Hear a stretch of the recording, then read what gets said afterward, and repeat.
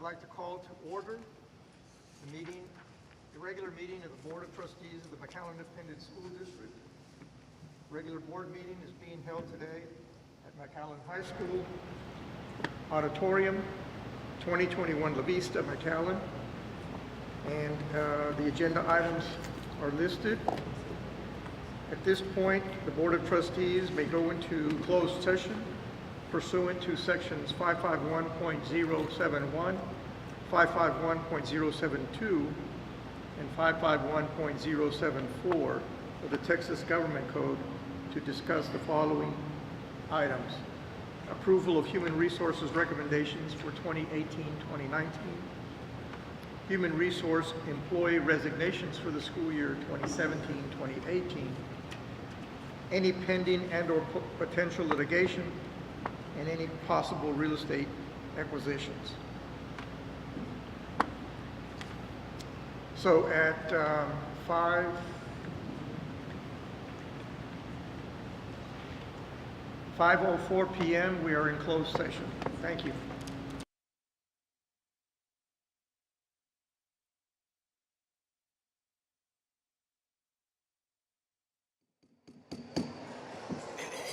Ladies and gentlemen, if I could have your attention, please. Recess is over. Ladies and gentlemen, at 6:07 p.m., I'd like to reconvene a regular meeting of the Board of Trustees of the McAllen Independent School District. At this time, if you all would stand, join me. We're going to have Mr. Suarez give us the invocation, followed by Mr. Alvarado giving us the Pledge of Allegiance.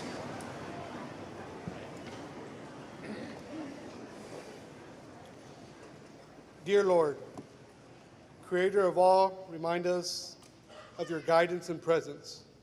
Open our minds to the ideas and the opportunities before us, and to fill our hearts with compassion for each other. We pray this day for the well-being and success of our children, our colleagues, our community, and most importantly, our country.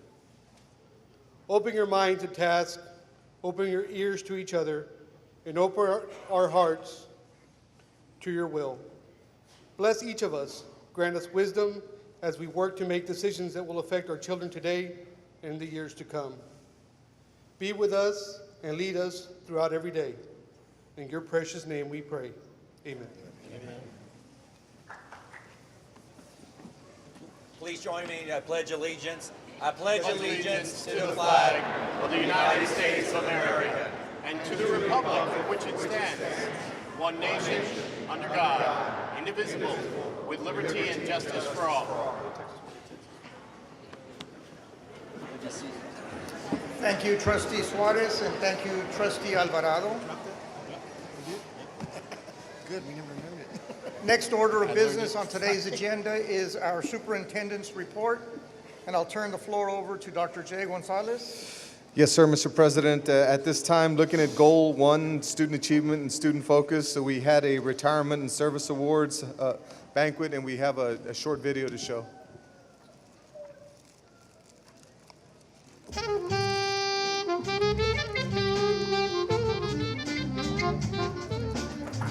Today we're celebrating excellence. We're celebrating service for those individuals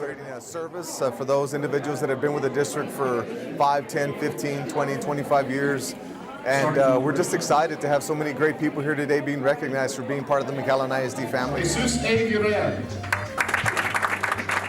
There's immense value in continuity.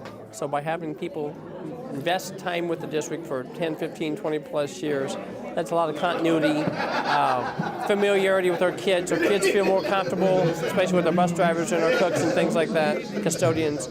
So that's critical versus a turnover every year and all that uncertainty that comes with turnover. So it's very critical, and we're very proud of these 98 folks today. Congratulations. Thank you for everything. to me, it's such a beautiful thing to see, because we see that we're raising our own, shall we say, because, you know, these are the people that have started their careers with us, and we hope that they finish their careers with us. And it's the consistency, the great work that they always bring forth that makes our district that much better.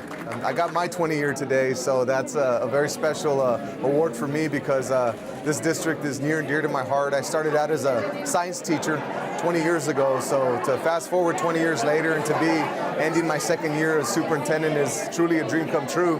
And the true honor was really to work with so many outstanding people and make so many good friendships along the way. So it's just a true blessing for me and for the students of the district to have so many great people working here. Let's give everybody in the room a round of applause for that.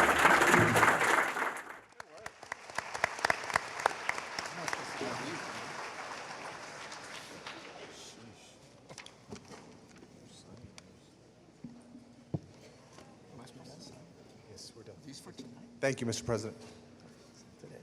Thank you, Dr. Gonzalez. At this time, I'd like to recess our meeting so that we could open the special board meeting, public comment. So at 6:12 p.m., we are recessed and open the special board meeting. I don't have my agenda. This afternoon, we have two speakers for our public comment section. And if I may, the board shall welcome delegations or individuals who wish to meet with the board. Audience participation at a board meeting is limited to the public comment portion of the meeting designated for that purpose. At all other times during a board meeting, the audience shall not enter into discussion or debate on matters being considered by the board unless requested by the presiding officer. No presentation shall exceed 5 minutes. However, time limitations shall not preclude the board from requesting specific reports from anyone attending the board meeting and having information desired by the board pertaining to a specific topic under discussion. Delegations of more than 5 persons shall appoint one person to present their views before the board. Should the speaker drift from a stated subject or become disruptive or abusive, he or she shall be given one warning. If a second warning is required, then the speaker shall forfeit the remaining time allotment. This evening, we have 2 speakers in our public comment sections. If Dr. Barrera would be our timekeeper for this presentation, I'd like to welcome Mr. Lorenzo Saenz as our first speaker of the public comment section.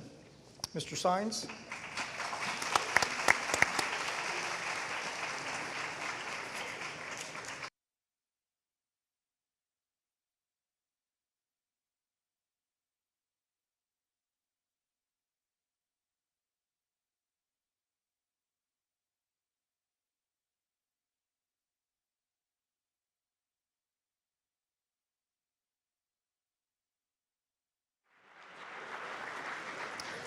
As I stated earlier, anyone is welcome to the public comment section of our meetings.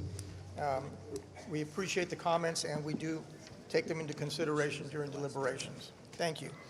At 6:23, I'd like to close the special meeting of the board and reconvene our open meeting, 5 o'clock meeting. Next on the agenda is our recognitions and proclamations. I'm going to turn the agenda over to Dr. Gonzalez. Dr. Gonzalez. Yes, sir. This evening, we extend a very special thanks to the Palm Bowl organization for sponsoring the Palm Bowl sponsorship or scholarship. This scholarship opportunity will benefit our graduating football athletes as they prepare to attend college and play football at the college level. And I turn the floor over to Dr. Barrera and Paula Gonzalez, along with Mrs. V, for the scholarship presentations. Good evening, everyone, and it's a great pleasure that I have Coach Paula Gonzalez with me as the athletic director for our school district. I'll turn the floor over to you. All right, our first student being recognized is Mr. Ricardo Salinas, McAllen High School. Athletic coordinator for McAllen High School, Kevin Brewer. Principal for McAllen High School, Albert Canales. Another recipient for Palm Bowl scholarship is Mr. Nathan Sanchez from Memorial High School. Coach Bill Littleton, Memorial Boys Athletic Coordinator. Mr. Pedro Alvarez, Principal of Memorial High School. Another scholarship recipient, Hector Ramirez Beltran, Rowe High School. Bobby Flores, Nikki Rowe High School Athletic Coordinator. Monica Kaufman, Rowe High School Principal.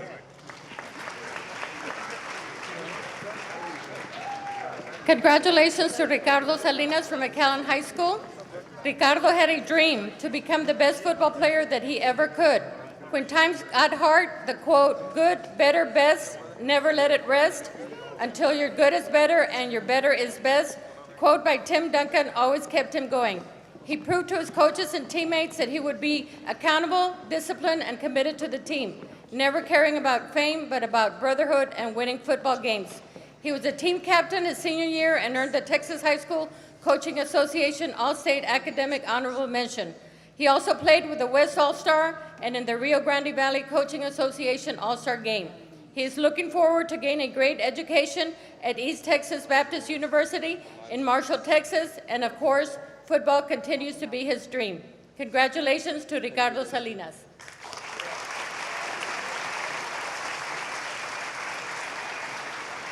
Receiving the scholarship from Memorial High School, we have Nathan Sanchez. Nathan is a member of the Memorial Student Council, National Honor Society, and McAllen Mayor's Youth Advisory Council, all leadership organizations which allow him the opportunity to actively participate in community service. He was inspired and participated in the making of the Mustangs Against Bullying and Hazing video. He was a varsity team captain in football and received all district honors and academic all-state second team honors. He was a member of the Dave Campbell Subway Super Team Award, which had 3,000 applicants, out of which only 32 received the honor. He will attend the University of Pittsburgh, where he plans to major in biological sciences and become a physical therapist. And of course, football will continue to be a part of his future plans. Congratulations to Nathan Sanchez from Memorial High School.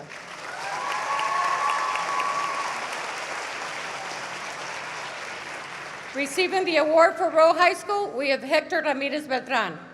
Hector states that through football, he has learned to be a good person and learn life lessons through the sport he loves. Football has taught him responsibility, dedication, love, loyalty, and respect. Football is more than a sport for him. It is a lifestyle and a way to relieve stress, feel free, and be happy. Hector moved from Mexico to McAllen to pursue his dream, obtain an education at McAllen Independent School District, and play high school football in Texas. Through football, he made great friends, and his coaches helped him in many different ways. Through his football injury, Hector has learned to overcome obstacles to achieve his lifetime goals.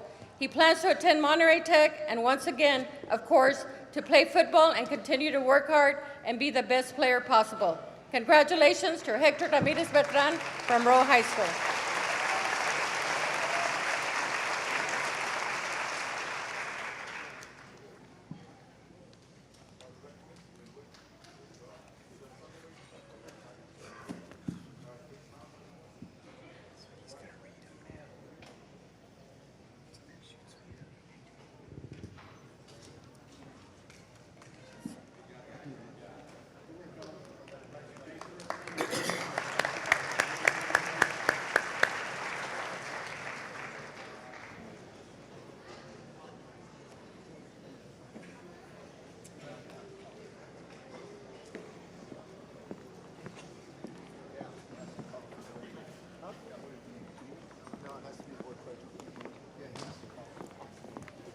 So you would have to.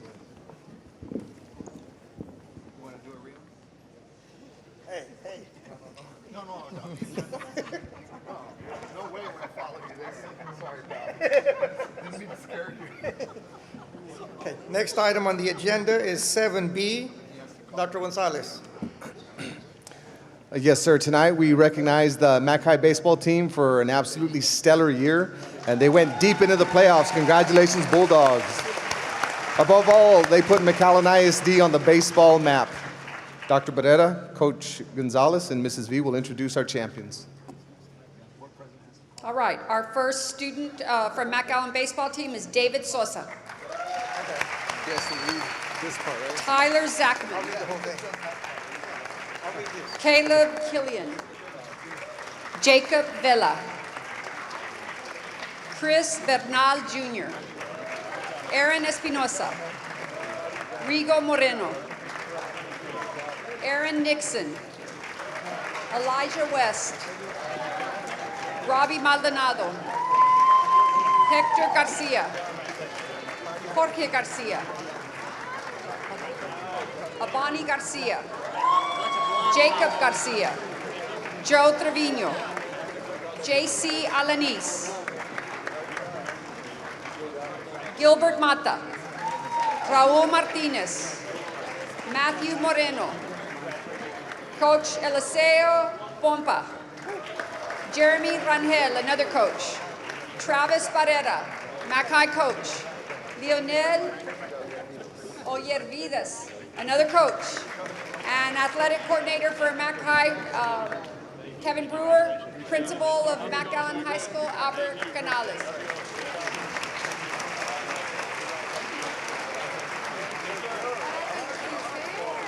The Mackay varsity baseball team finished the season with a 35-1 record. They won the 36A district championship along with a by-district and area championship title. Several of our players received post-district awards. Most valuable player of 36A, Abani Garcia. Best pitcher, Aaron Nixon. Offensive player of the year, Rigo Moreno. Defensive player of the year, Nate Quintanilla. Newcomer of the year, Hector Garcia. All district players selected were Elijah West, designated hitter. Outfielders, Robbie Maldonado and Jacob Vela. And infielders were George Garcia and David Sosa. Utility player was Gibby Mata. Congratulations to them. Coach Pompa and all the coaching staff is very proud of this group of young men. The team has had great success the last 2 years, and there's been great leadership from our seniors. The team has won 59 games in 2 years and 7 titles. Congratulations, a job well done.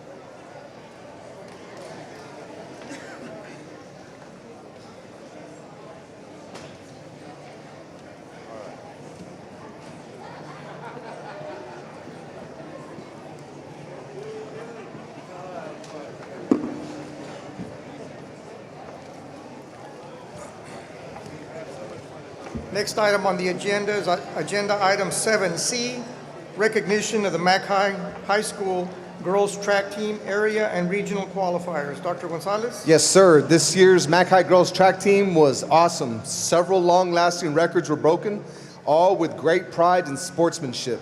Dr. B, Coach Gonzalez, and Ms. V will call out our champions. All right, our first champion is Aubrey Gonzalez from McAllen High School. Carolina Suarez. Daniela Echavarria. Aleida Rodriguez. Ana Martinez. Paulina Maldonado. Alana Moreno. Melody McGee. Katarina Mosley. Alexis Lonier. Sarah Solis. Peyton Kuhn. Sophia Soto. Weston Henderson. Sofia Martinez. Anaya Reyna. Hannah Kelly. Madison Helmkamp. Robert Martinez, coach at Mackay. Yvonne Mendoza, another coach at Mackay. Madeline Kaufman, coach at Mackay. Ray Mata, another coach at Mackay. Luis Cantu, Mackay coach. Athletic Coordinator Kevin Brewer, McAllen High School Principal Albert Canales.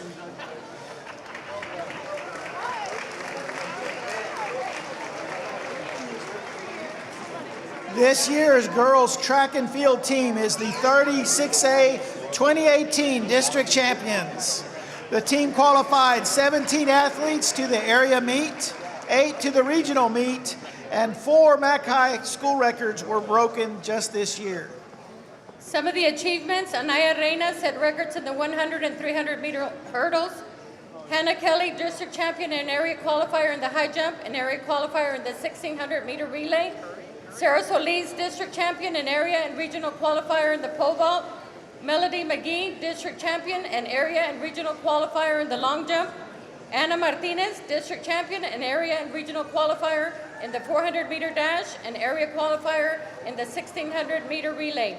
Weston Henderson, Sofia Soto, Hannah Kelly, Anna Martinez, Melody McGee, district champions in the 800 meter relay.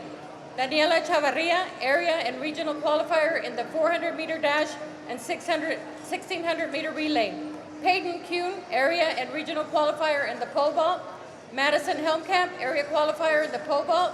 Alana Moreno, area and regional qualifier in the 3200 and 1600 meter run. Katarina Mosley, area qualifier in the high jump. Aubrey Gonzalez, area qualifier in discus. Caro Suarez, area qualifier in the 1600 meter relay. Paulina Maldonado, area qualifier in the 3200 meter run.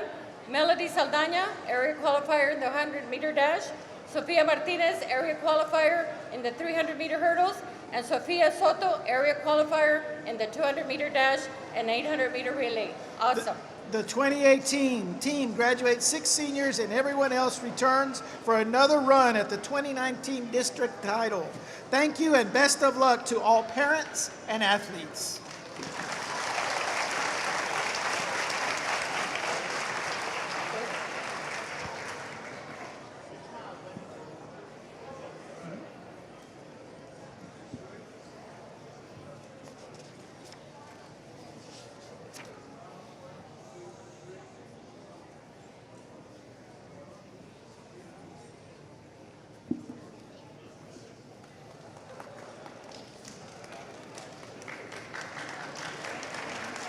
Congratulations and a special thank you to Coach Robert Martinez, who will be retiring this year. Thank you for his many years of great service. Good job, Coach.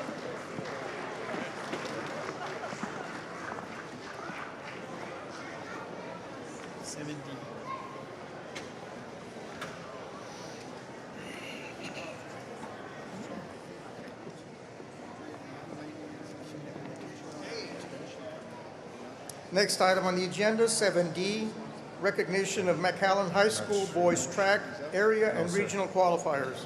Dr. I can find out Gonzalez. right now. She's not going to be able to come all the way up. Yes, sir. I'll get that. Yes, sir. Tonight we recognize the Mac High boys track team who had an outstanding year. All athletes represented Mac High well. Dr. B, Coach Paula Gonzalez, and Ms. V will introduce our outstanding champions. And our first MAC High athlete, Robert Martinez. Zachary Garcia. Raul Tito Cantu. Alejandro Rodriguez. Gunnar Henderson. Paco Rodriguez. Josiah Martinez. Boys track manager Ricardo Salinas. Tyee Jones, assistant coach MAC High. Tracy Hamilton, assistant coach MAC High. Bob Bechtold, head coach MAC High. Athletic coordinator Kevin Brewer, principal of McAllen High School Albert Canales.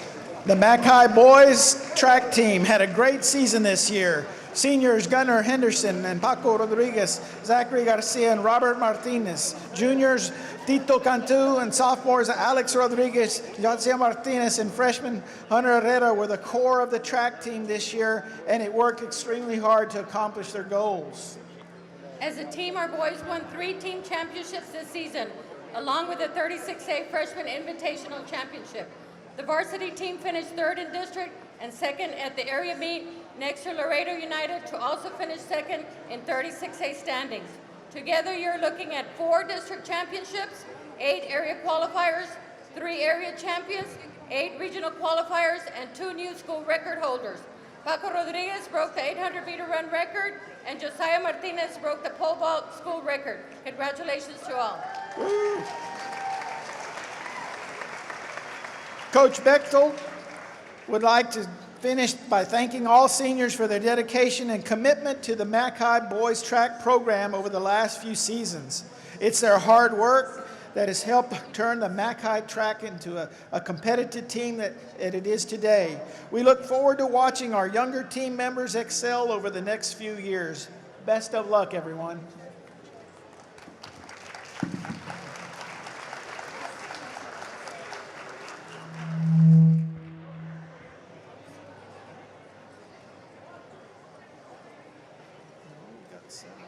Who's Eve?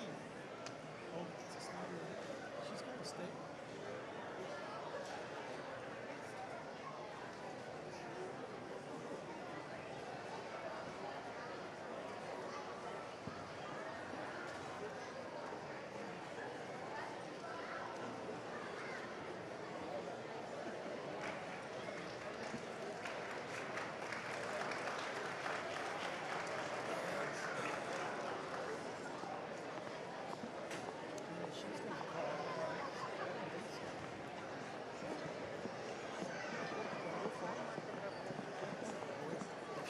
Next item is 7E, recognition and presentation of Schneider Electric scholarships to McAllen ISD. Dr. Gonzalez. Yes, sir. Tonight we have representatives from Schneider Electric here to present a scholarship check to McAllen ISD.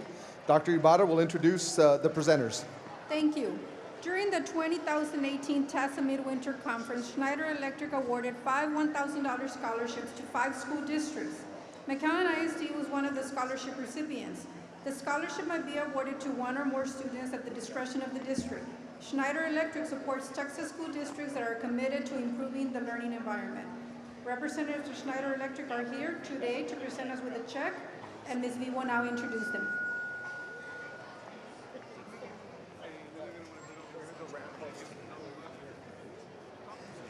And Mr. Aaron Garcia is here to present the Schneider Electric 1000 scholarship. Thank you. Board President, members of the board, thank you for allowing us to be here today. We really appreciate that. As she mentioned earlier, this was a opportunity that the district got to win a $1,000 scholarship that Ms. Lorena Garcia actually was selected.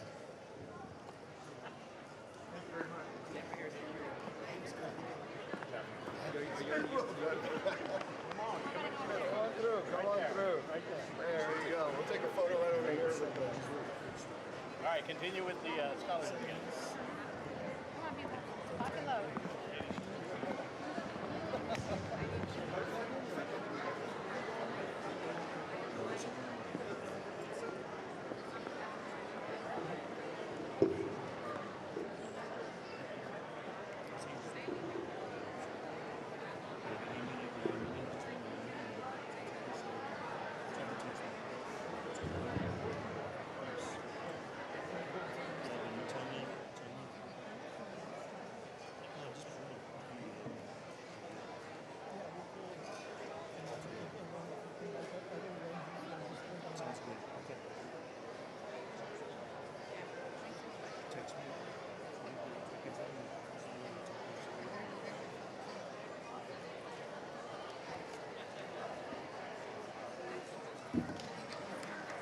What was the number?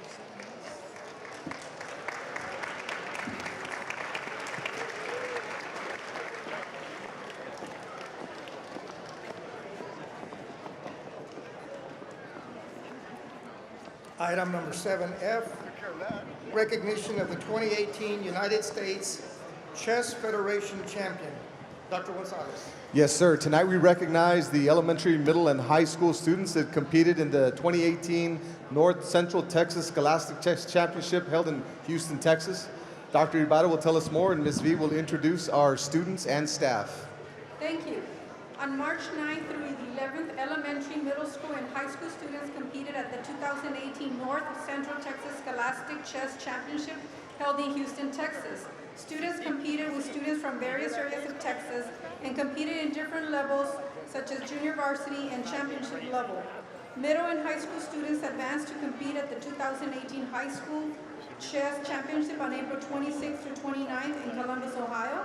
Elementary students advanced to compete at the 2018 National Elementary K-6 Chess Championship on May 11 through 13, 2018 in Nashville, Tennessee. Ms. V will introduce the students at this time. Achiever Lee College High School student, Mr. Joshua Cruz. Cristobal Ortiz. Emilio Aguirre. Jose Zamora. Brian Ham. Lorenzo Solis. Javier Becerril. Jose Arisco. Jose Arjona. Antonio Gomez. Antonio Cantu III. Simon Amezquita. Daniel Symes, teacher at Achieve Early College High School.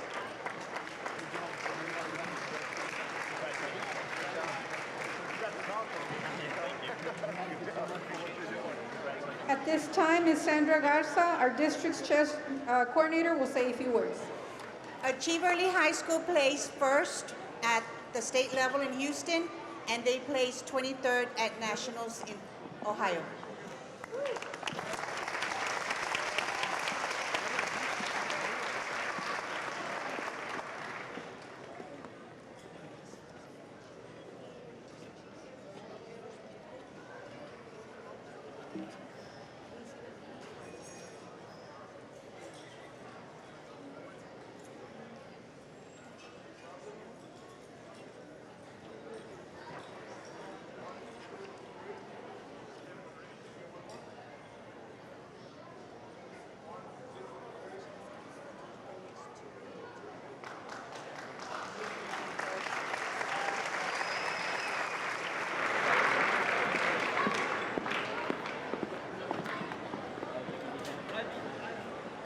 Moving right along, item number 7F.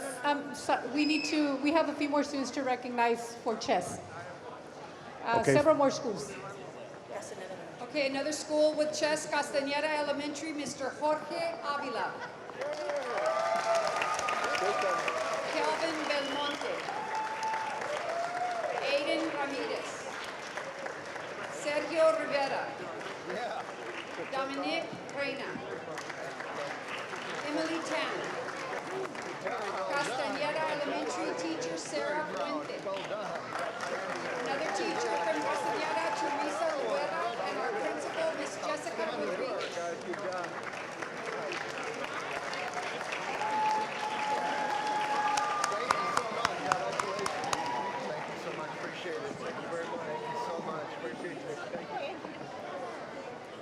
Castañeda Elementary placed 16th at nationals in Tennessee.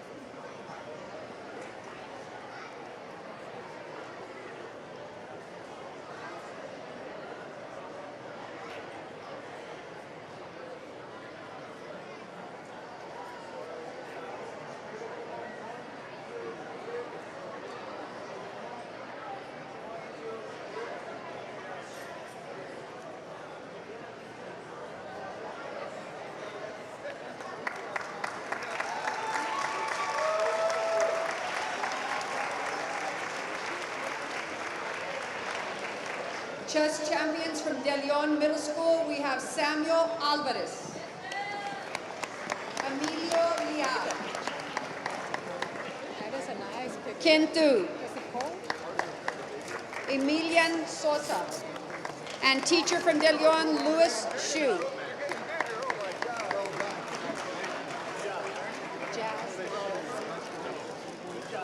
De Leon Middle School placed 3rd in state and 31st at nationals.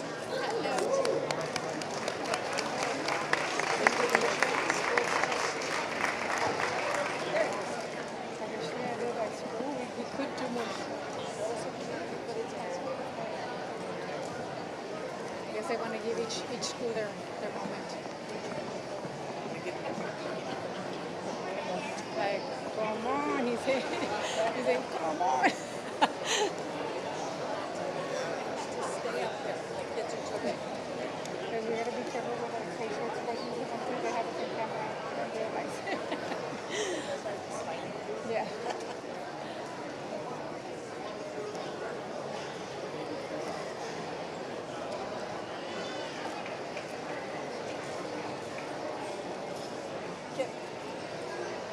Next school. Chess champions from Fields Elementary. Our first student is Jazz Delgado. She doesn't want to. John Rodriguez. Damien Cantu. Some of them should stay there and some of them should shake hands. Fernando Olivares. Our field chess sponsor is Kimberly Prince, and our principal for Fields is Mrs. Rosie Guerra.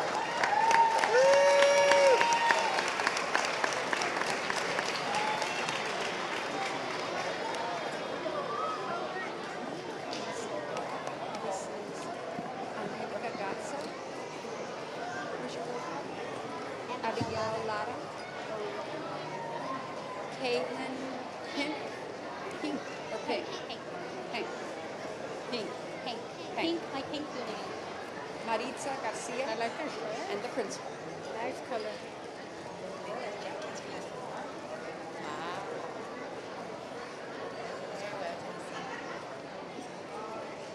Very nice.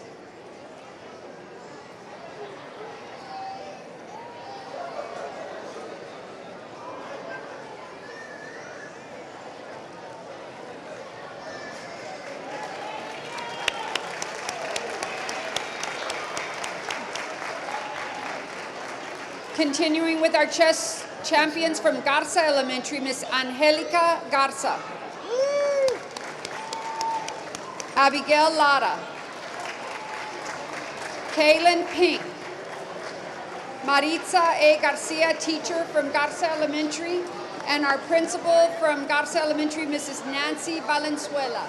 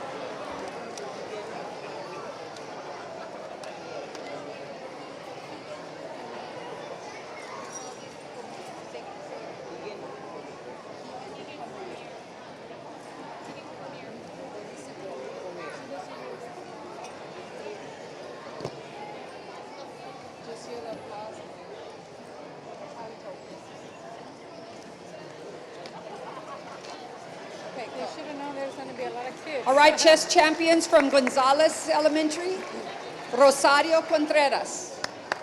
Your card.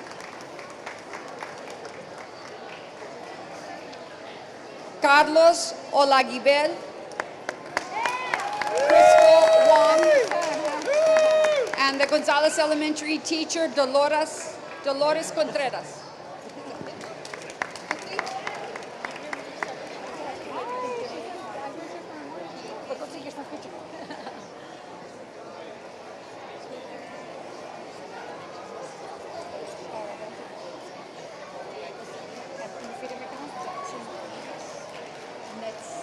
picture here?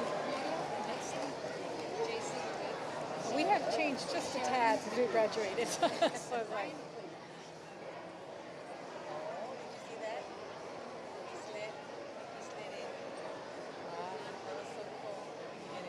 no, it's okay.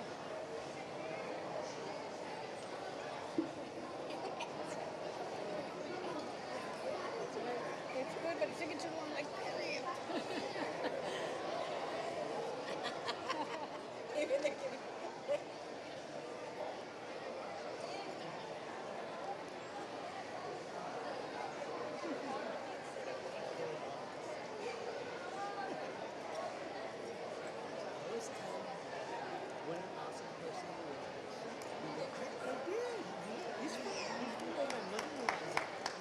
Our chess champions from Morris Middle School, Keegan Comier. Diego Salinas. Jackson Ramirez. Metzli Gloria. Jason Herrera. Our Morris Middle School teacher, Mrs. Sharon DeGroot, and our Morris Middle School principal, Brian McClinney.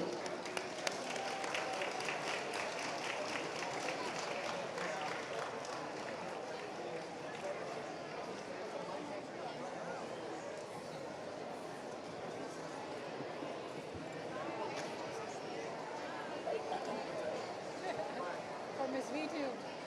She always speaks very loud, but she's not doing it too close.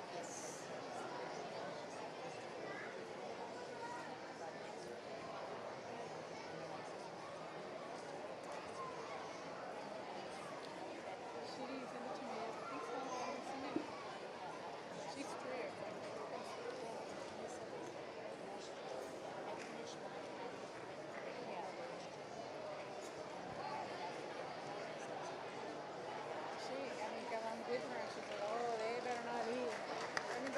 And we continue with the chess champions from Dr. Pablo Perez Elementary, Camila Bruno.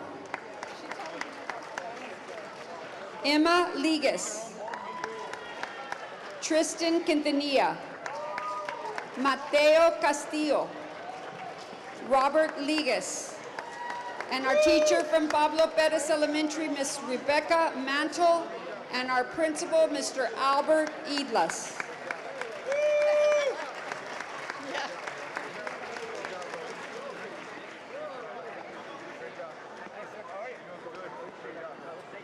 Hey, do they sell that shirt in large?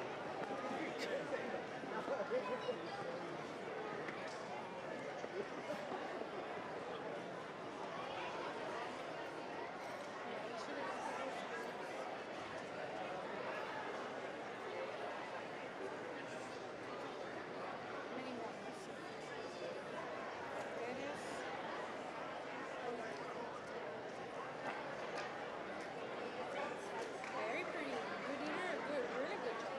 The backgrounds that you selected. You see, I don't know how to do like different like I do want to go on the same, and if you change it, that would change. I don't know. You're pretty good with all of them, obviously.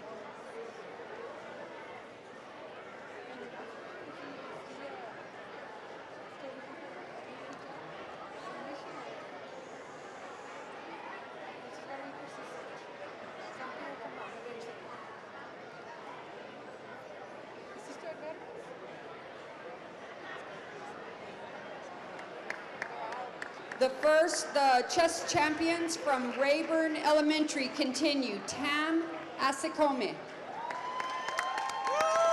McAllen ISD Jr. Mariah Alina Cantu. Brianna Echamendia. Daniel Hiram Garcia. Diego Alonso Gonzalez. Gavin McIntyre. Reagan Mott. Israel Tamez. Javier Zapata. And our teacher from Rayburn is Oneida Tamez. And our assistant principal from Rayburn Elementary, Christina Saavedra.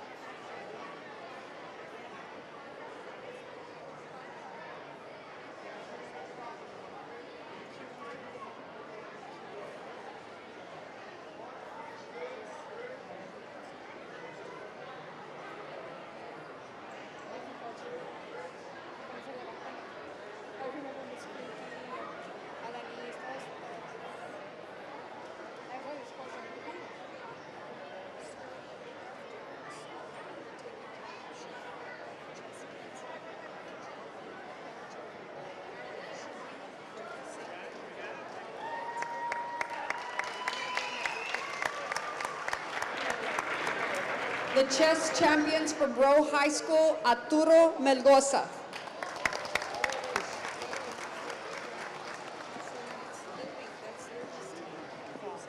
Daniel Keithley. Raul Paredes. Gustavo Cruz. Ramiro Melgoza. And the principal of Rowe High School, Mrs. Monica Kaufman.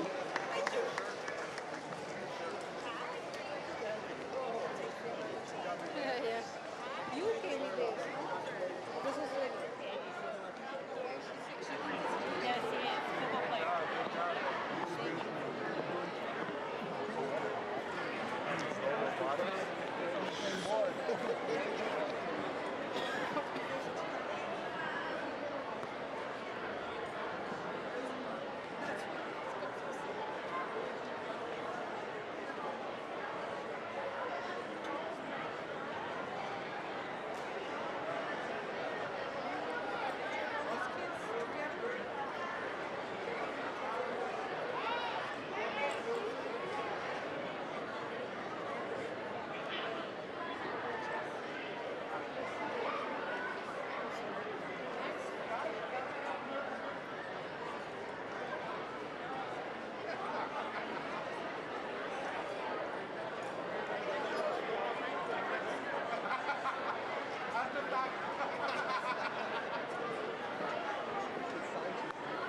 The chess champions from Sanchez Elementary, welcome Benjamin Menbrila. Gael Menbrila.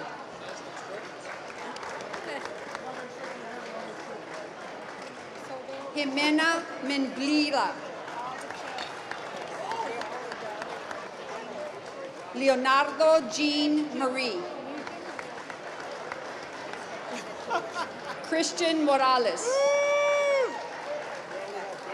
Nathaniel Islas. Richard Jimenez. Anaí Guerra. Christian Moya. Emily Ham. Aditi Para-Julie. Oh my God. Gael Guerra. Wow. Sebastian Islas. She must be good.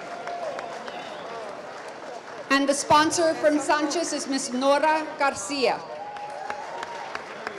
Principal of Sanchez Elementary, Ms. Cindy Rodriguez.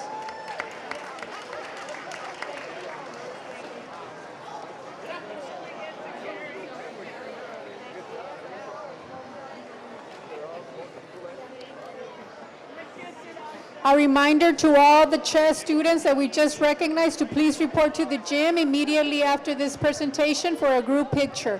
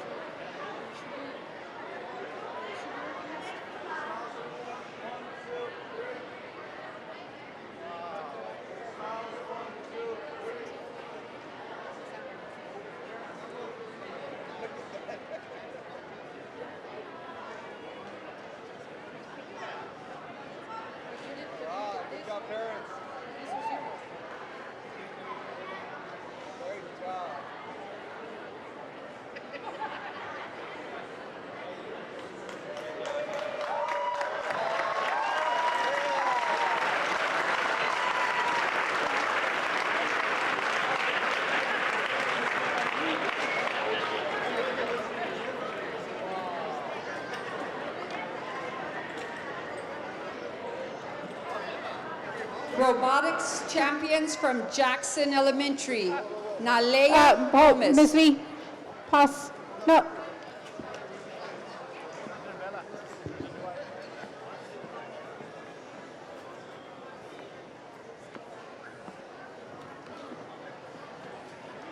G. Next item on tonight's agenda, 7G, recognition of the 2018 robotics. Dr. Gonzalez. Yes, sir. Recently, our robotics teams competed at the 2018 FLL South Texas Robotics Championship held at Gutierrez Elementary in Harlingen, Texas. Dr. Ibarra will tell us more, and Ms. V will introduce our outstanding students and staff. Thank you. On March 10th, the robotics team from Rayburn, Jackson, and Milam Elementary competed at the 2018 FLL South Championship held at Gutierrez Elementary in Harlingen, Texas. They competed with students from various areas of South Texas. Robotics teams advanced from a qualifying tournament. The McAllen High School students competed and placed first at the UIL Robotics First Division competition, which took place in Austin, Texas on May 18th. And this is the second pilot year for UIL First Division Robotics, and first year a Valley team has been part of the state championship winning alliance. Teams are challenged to design, build, program, and operate robots to compete in a head-to-head challenge in alliance format that changes every year. Ms. V will now introduce our students. 2018 robotics from Jackson Elementary, Nailea Gomez. Callie Jones. Luis Flores. Brianna Alfaro. Anaí Oviedo. Ella Chacon. Justine Sandoval. Paola Lopez. Leslie Sanchez. Kyra Aguilar. And our teacher sponsor is Israel Arevalo. And our interim principal of Jackson Elementary, Mr. Miguel Herrera.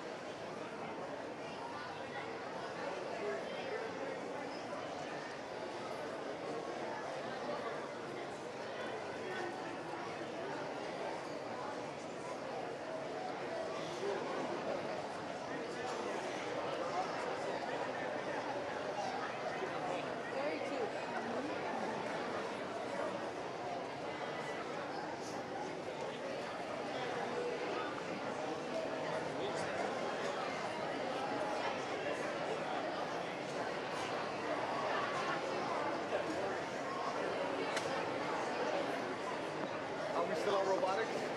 Yes. 4 more schools. 4 more? From Milam Elementary, Jack Gerwitz. Jordan Hernandez. Jackson Allman. Oliver Swartz. Dylan Kelly. Dalia Rosales, teacher from Milam Elementary. Another teacher from Milam, Miss Juanita Olivares. And our principal from Milam Elementary, Miss Christian Quintanilla.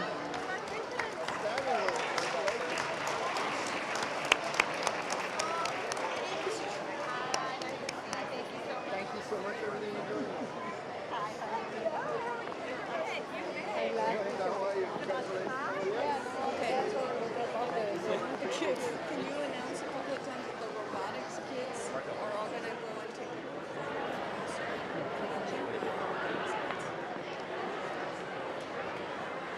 the A reminder to our robotics students, at the end of the presentation, all of you will be taking a group picture in the gym. So please report to the gym after this presentation.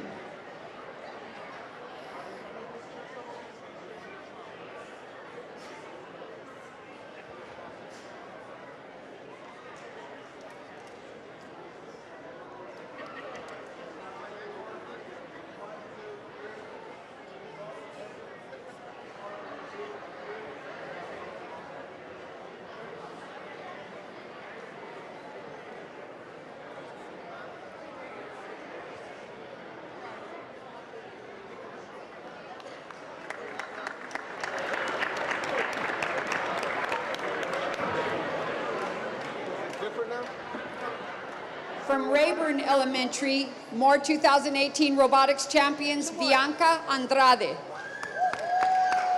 Chloe Ibarra, Adrina Garza, Eloisa Solis, Holden Grajales, Jackson Zamora, Trey Canchola,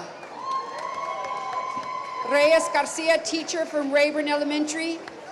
Another teacher from Rayburn, Melissa Scalise. Assistant principal, Rayburn Elementary, is Cristina Sabreda. Saavedra. Which close, Saavedra?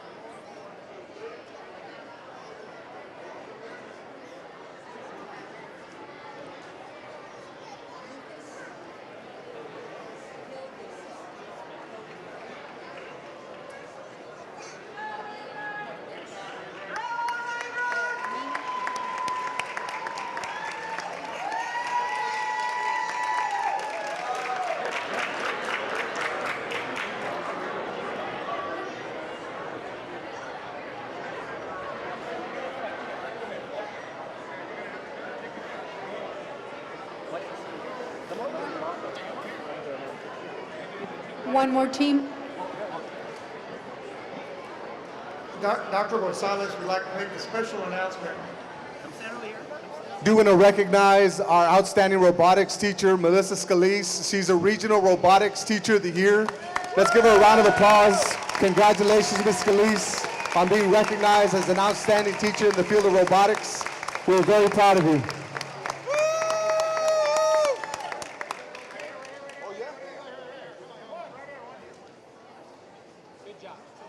And continuing with the 2018 robotics from Miss B. McAllen High School. Miss B. Big smiles, 1, 2, 3. Let's get one more. 1, 2, 3. Very good. All right, there you go.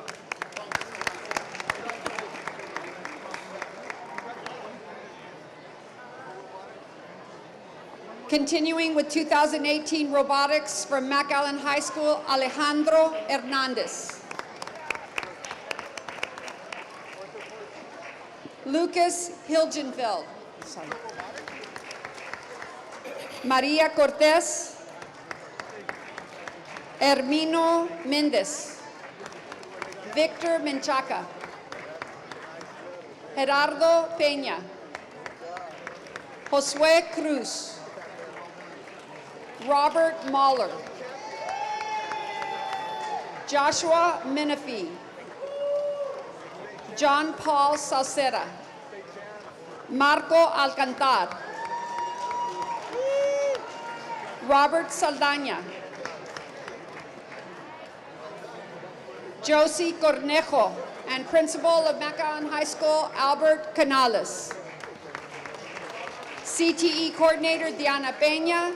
Lily Sandoval Silva, CTE Director.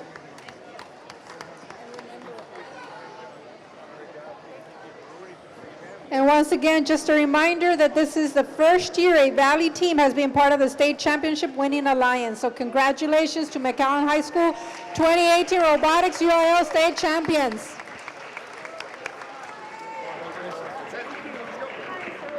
State champions, very good. Good job. Keep it going. Yep. Big time right there.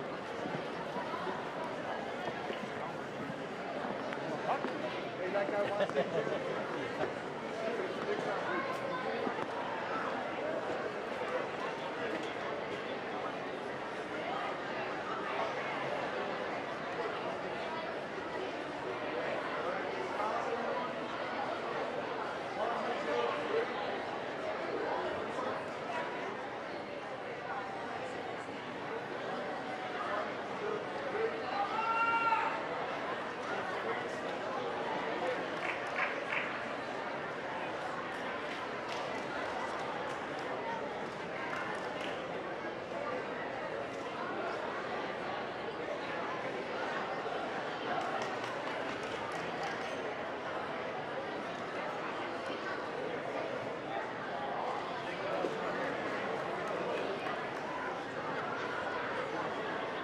How about another round of applause for our state champions, the McAllen Bulldogs, state champions in robotics.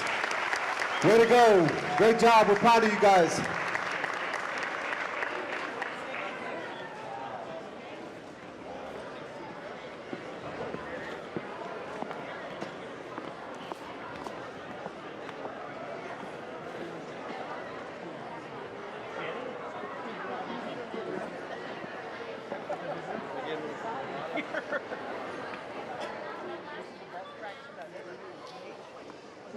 H. Yes. Next item is item 7H, recognition of elementary UIL academics. Dr. Gonzalez. Yes, sir. Tonight we recognize our elementary students who competed at the second annual 2018 UIL elementary competition. Dr. Ibarra and Ms. V will introduce the students and staff. Yes, on May 5th, the elementary UIL students competed at the second annual 2018 UIL Elementary District Meet held at Rural High School. Students competed in various UIL events such as number sense, mathematics, spelling, writing, maps, graphs, charts, dictionary skills, art smart, and more.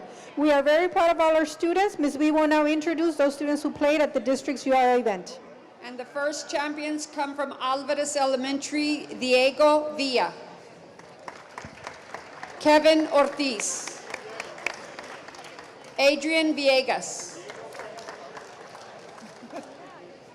Luden Ramirez. Tadeo Zamora. Arturo Torres. Principal from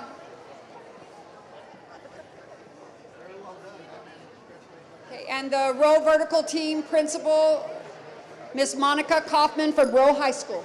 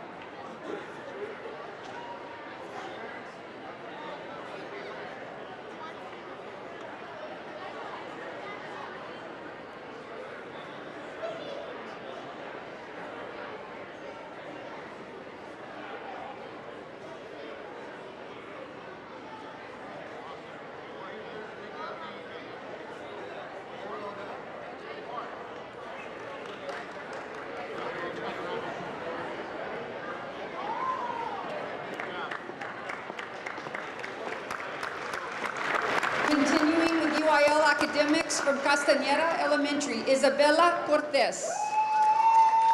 Vanessa Hernandez.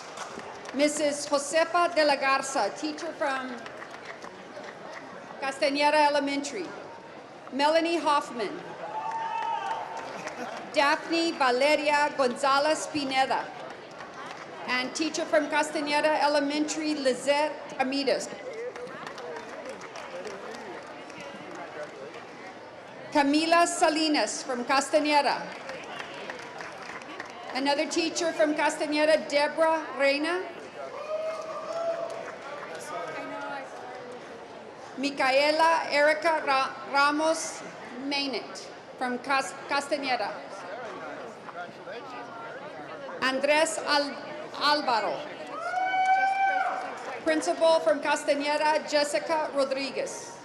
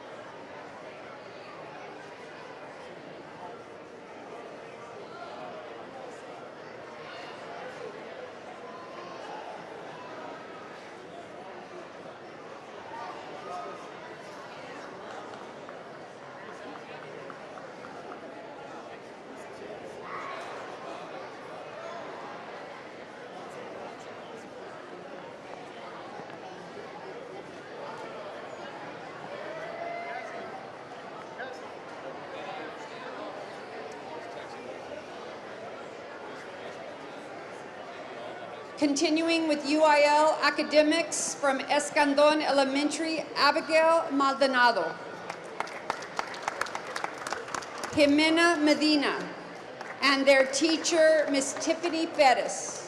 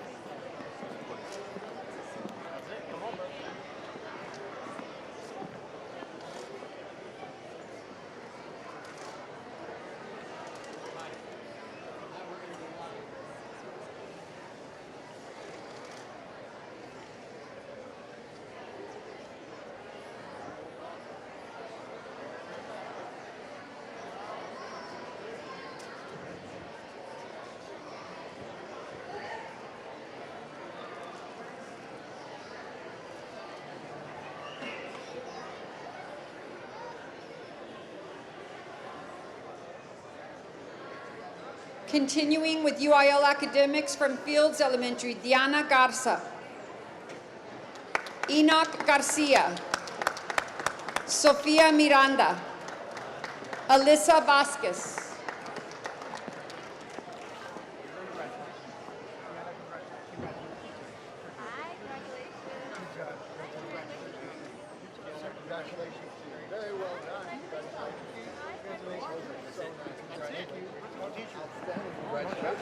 Oh, Rosie's here. Rosie, Fields, come on up. We're not going to get done anytime soon.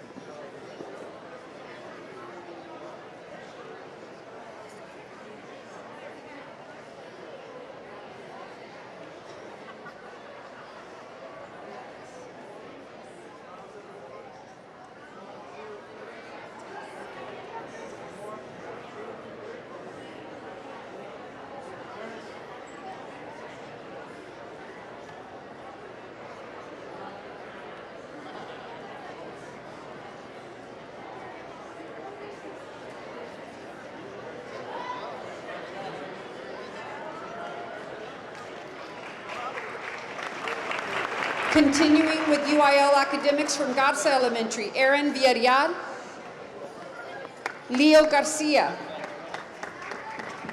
Madeline Vega, Maddox Warren, and the teacher from Garza Elementary, Nelda Bultais. Jessica Fultz, another teacher from Garza Elementary. Valentina Dominguez from Garza Elementary. Nereida Gutierrez from Garza Elementary, teacher. Carlos Salazar, Garza Elementary. Pauline Elizondo, Garza Elementary, teacher.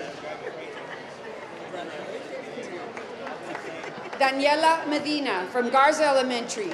Cynthia Ortega, another Garza Elementary teacher.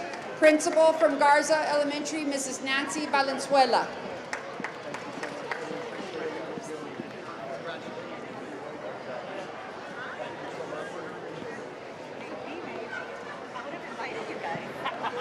Sure you would have. Thank you so much. Really appreciate it.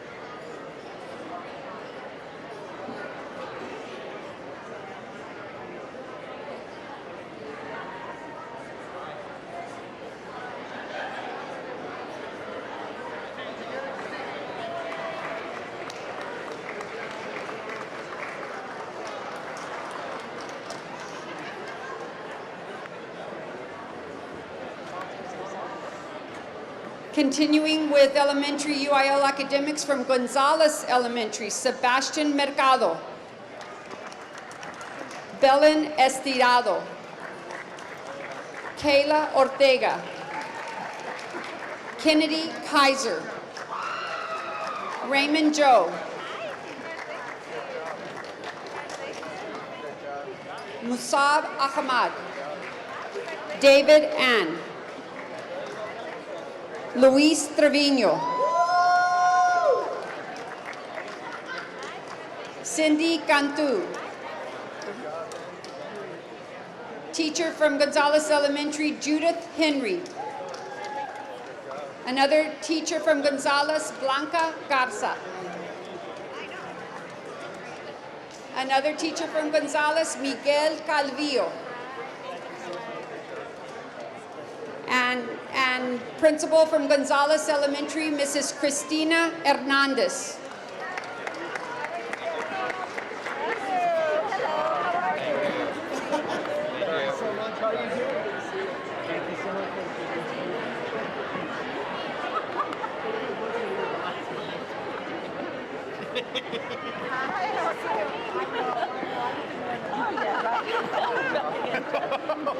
Is that true, Debbie? Okay. Very true. All right.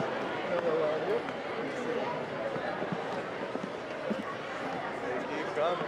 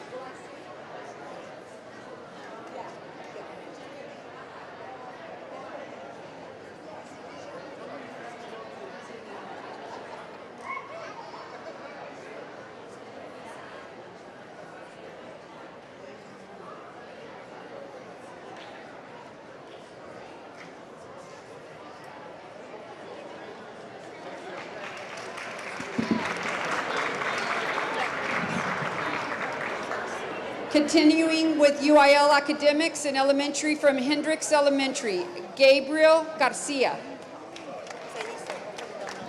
Angela Alvarez. Nomar Aguirre. Eden Tijerina. And principal from Hendricks Elementary, Ms. Sandra Salinas.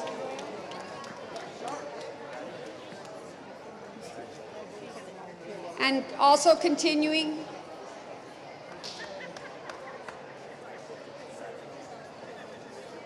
with that.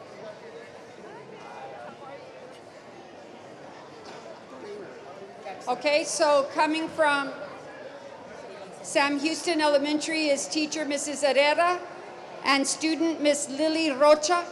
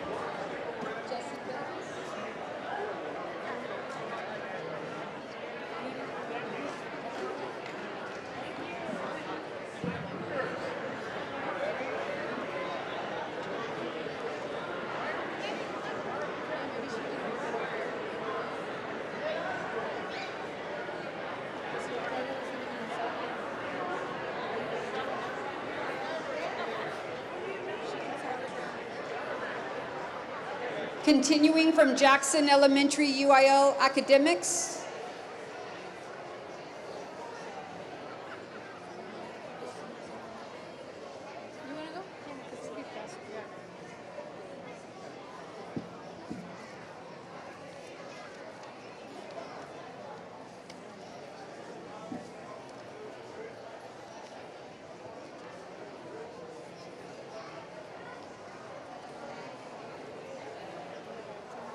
Continuing with Jackson Elementary UIL academics, Eric Castillo.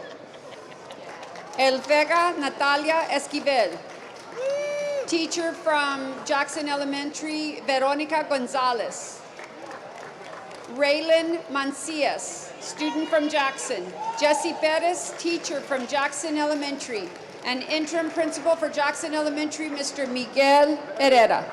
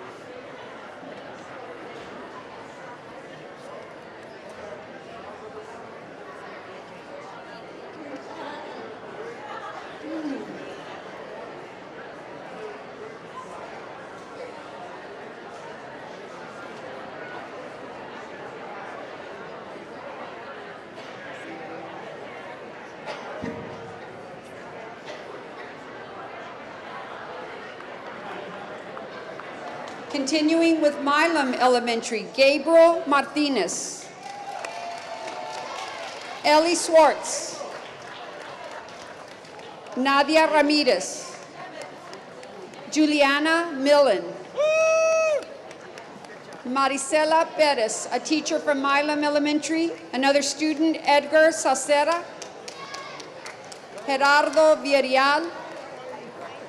Another teacher from Milam, Stephanie Godinez. Another teacher, Nayeli Oliveira. And our principal, Ms. Christian Quintanilla, Milam Elementary.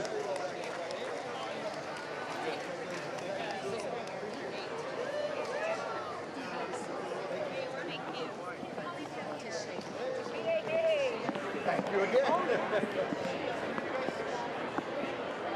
Is there a doctor in the house?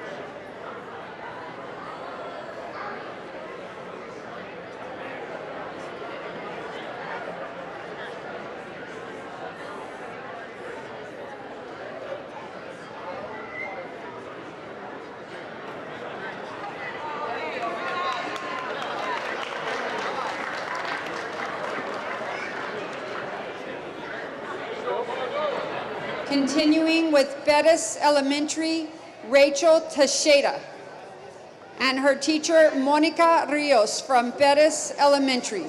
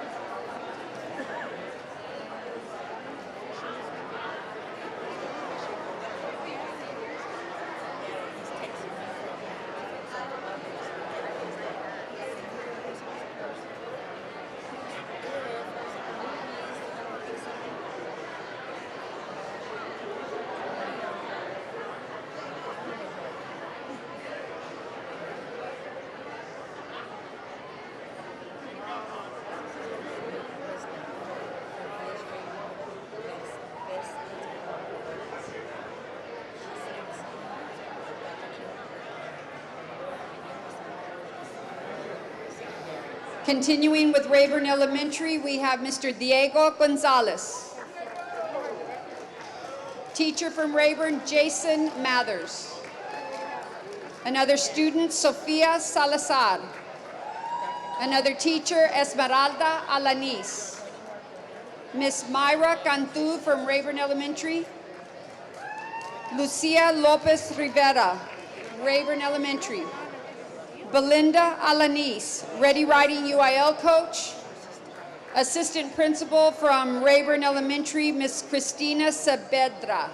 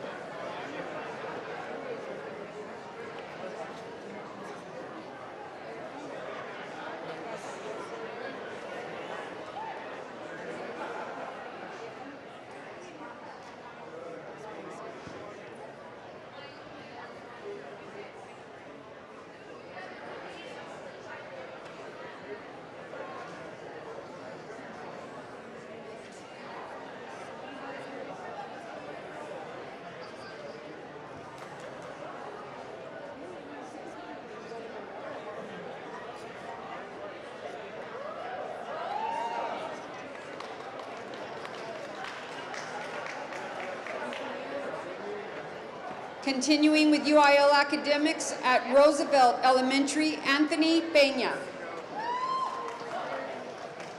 Eric Guajardo. Janet Gonzalez. And our two teachers from Roosevelt, Mrs. Lopez and Miss Ramon, Roosevelt Elementary.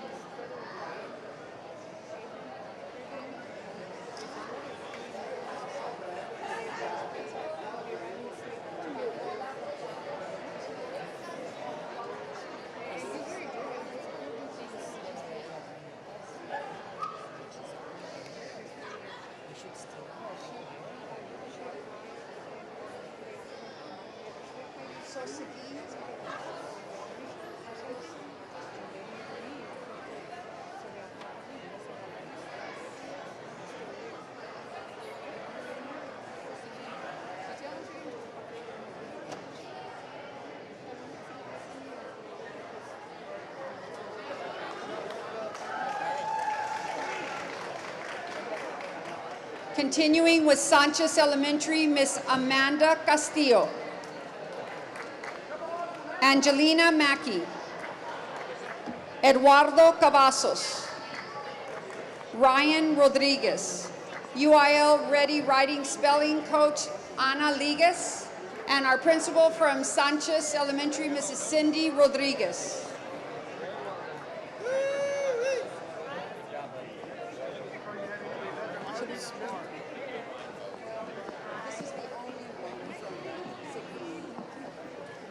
I'm surprised you had any left on the chest.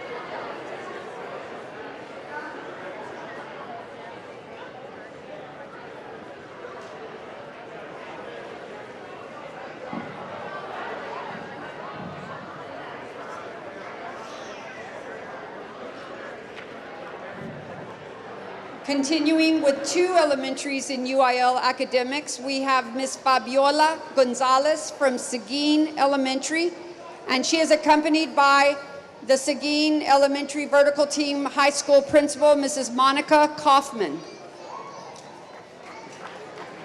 Also from Wilson Elementary, we have student Miss Emma de la Cruz, and she's accompanied by her maps, charts, graph sponsor, Miss Christy Rogers, Wilson Elementary.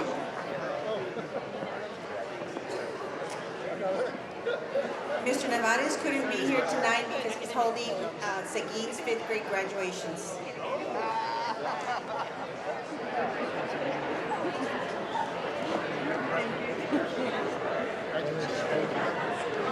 Congratulations, Very well done. Thank you so much. Appreciate it.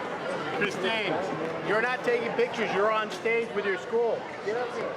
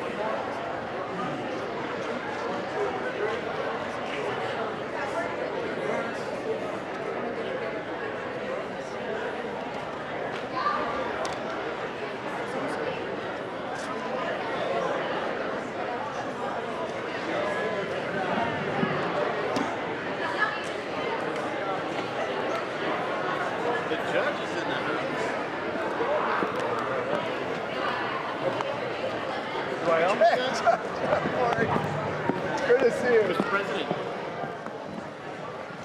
Next item this evening is item 7I, recognition of the 2018 UIL State High School medalists. Dr. Gonzalez. Yes, sir. Tonight we recognize our students from Memorial High School that competed at the UIL State Tournament. Dr. Ibarra will tell us more, and Ms. V will introduce our outstanding students. Yes, first we'll have Ms. V introduce the students, and then Ms. Sandra Garza, our district UIL coordinator, will share more information on these two students. Ms. Yes, V? ma'am. Yes, ma'am. I have Ms. Christina Valdez from Memorial High School. I have Mrs. Kelsey Martin, academic coach and coordinator for Memorial High School. I have David Lee, a student at Memorial High School, accompanied by Mr. David Moore, Memorial High School academic coach, and principal Mr. Pedro Alvarez Jr., Memorial High School principal. Two students from Memorial High School represented McAllen ISD at the academic UIL state meet on May 4th and 5th at the University of Texas, Austin. David Lee is a sophomore who placed second in spelling and vocabulary. This was David's first trip to the UIL state meet. David is coached by Mr. David Moore. Cristina Valdez is a senior, and this was her third trip to the UIL state meet where she placed sixth in news writing. Cristina is coached by Mrs. Kelsey Martin, who also serves as the campus UIL academic coordinator.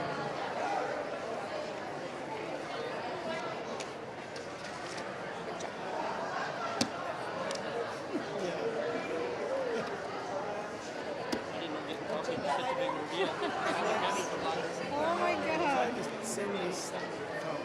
We're on the next item here. Jake.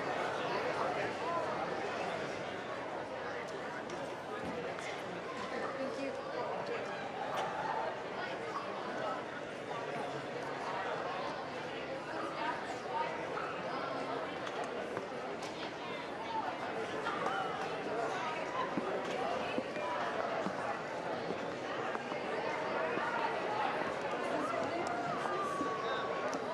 A special thank you to Sandra Garza. Sandra, thank you so much for your leadership in chess and UIL academics. We appreciate you very much. Thank you, Sandra Garza. Appreciate you.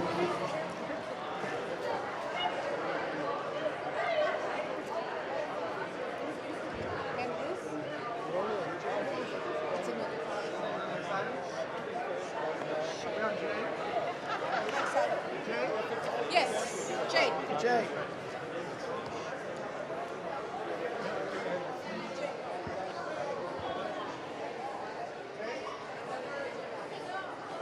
Next item is item 7J, recognition of McAllen ISD's Future Farmers of America, RTD Livestock. Our FFA students showed their livestock and other projects at the Rio Grande Valley Livestock Show back in March. Their hard work and dedication for agriculture is really evident. And Dr. Ibarra and Mrs. V will introduce our outstanding students and staff. Thank you. FFA students from McAllen ISD competed at several competitions this past year and are being recognized for placing at the following shows: the Rio Grande Valley Livestock Show, held in Mercedes, Texas on March 9th through the 17th, the FFA State Competition held in Huntsville, Texas on April 26th to 28th, and the FFA State Convention Competition in Corpus Christi this past summer. The events the students competed in are as follows: forage evaluation, AOB heifer, steer showman, breeding goats, Spanish Creed, Charlet, drug market hog. Ms. V? Our first student from Cathy Middle School, FFA, Larissa Santana. Our principal from Cathy Middle School, Mr. Melvin Bimford.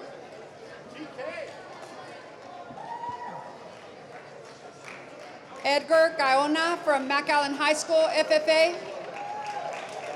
Chelsea Johnson, Mac High, FFA. Tyler Denny, Mac High, FFA. Raul Ramirez IV, Mac High, FFA. And a Glinda Steinhoff, Mac High, FFA teacher. Douglas Denny, FFA teacher. And principal, Mr. Albert Canales, McAllen High School. Another student from Memorial High School FFA, Ramiro Martinez, and Mr. Pedro Alvarez Jr., Memorial High School Principal. Continuing with FFA from Rowe High School, Zulema Salinas. Caitlin Del Bosque from Rowe High School FFA.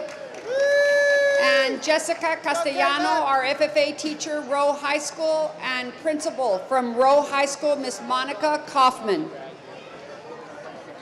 Director for CTE, Miss Lilia Sandoval Silva.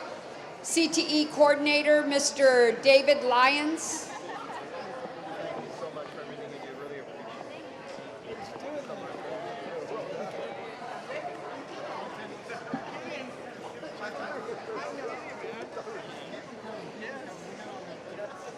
Very well done. How are you?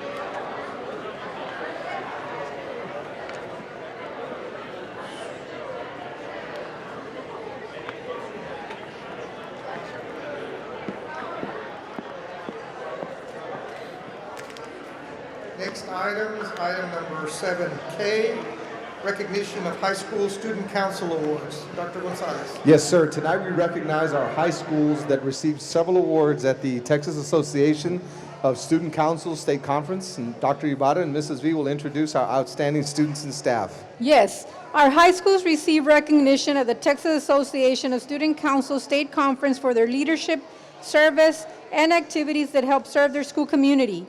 Among the many awards received were Sweepstakes Status, Outstanding Student Council Award, Outstanding Energy and Environment, Dash in Community Service, and Pride in Patriotism. Memorial High School also received the awards of Top Project, given only to 10 councils in the state.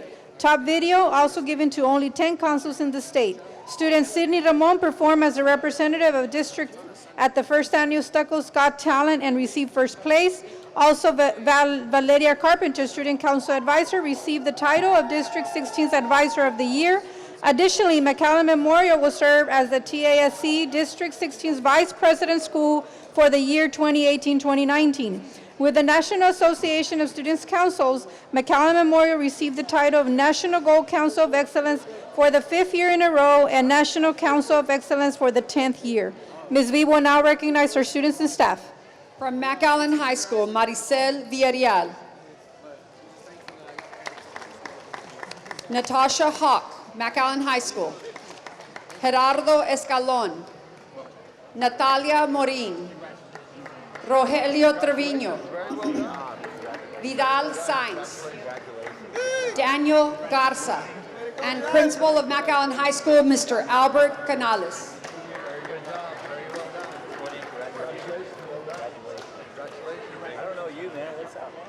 Very well done. Congratulations.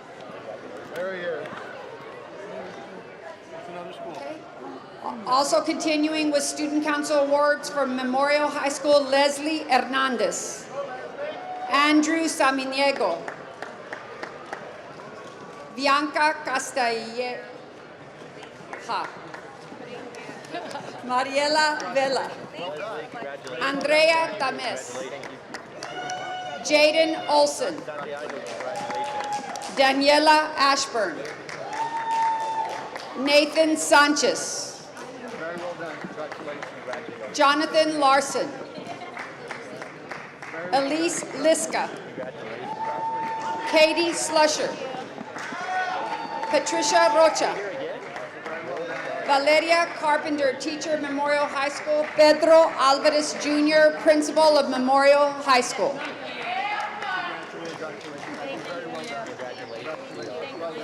Continuing with Student Council Awards, DJ Zayas, Rowe High School.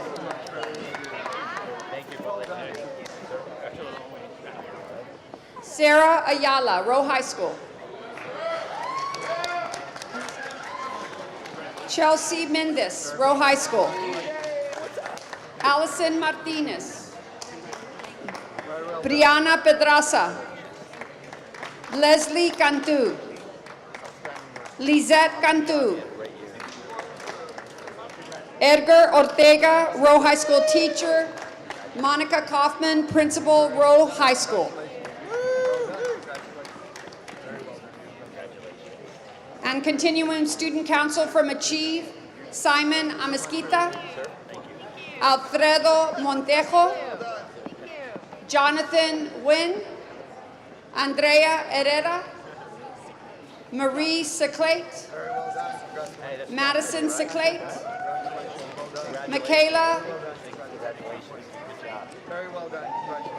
Megan Reyes, Sebastian Hernandez, and Student Council sponsor Clarissa Guerra.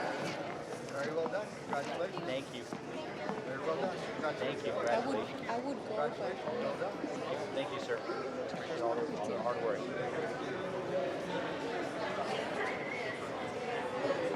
Thank you for everything you do. Really appreciate it. That looks like a Dr. J and Danny picture. I think so.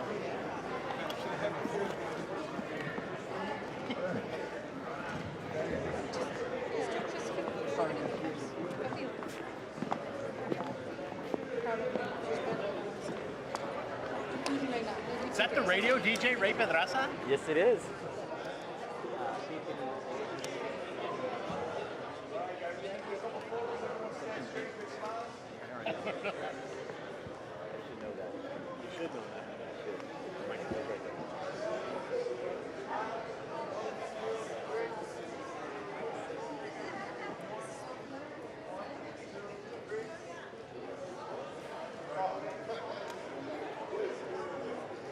Oh, somebody else gets to touch Ray's camera? What?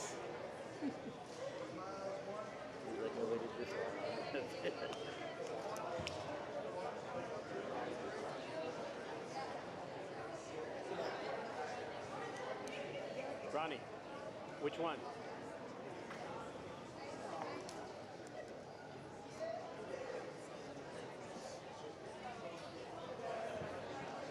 Good, how are you? We're moving. Hi, how you doing? Good to see you. Good to see you too.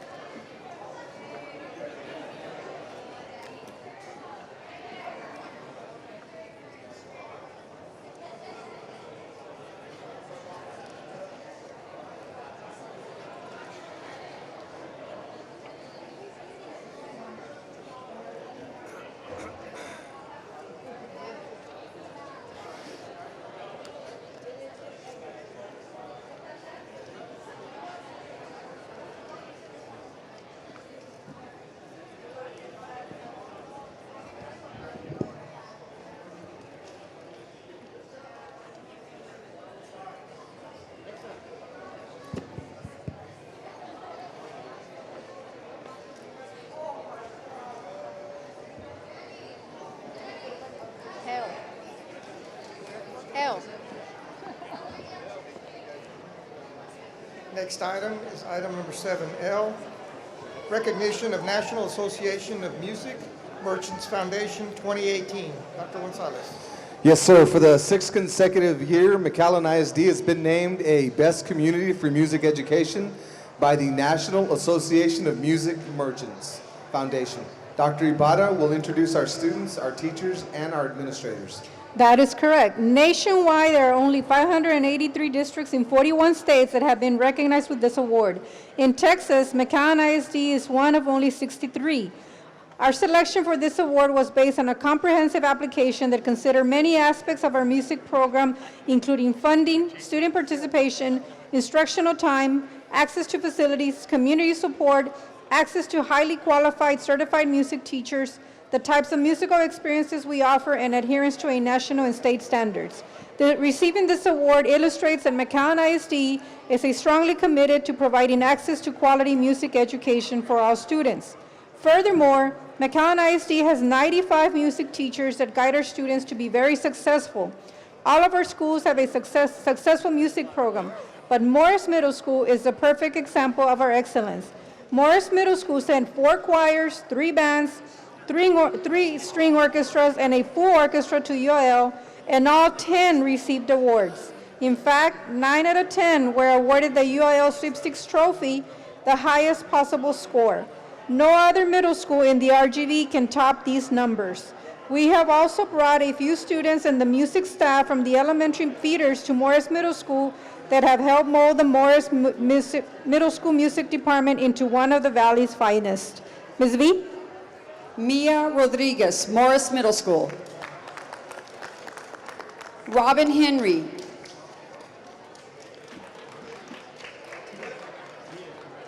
Renzanali de la Cruz. Victoria Rodriguez. Zaida Perales, Morris Middle School Assistant Orchestra Director. Jen Miller, Morris Middle School Orchestra Director. Darina Kingston, Morris Middle School Band Director. Oscar Medina, Morris Middle School Assistant Band Director. And Brian McClinney, Principal of Morris Middle School.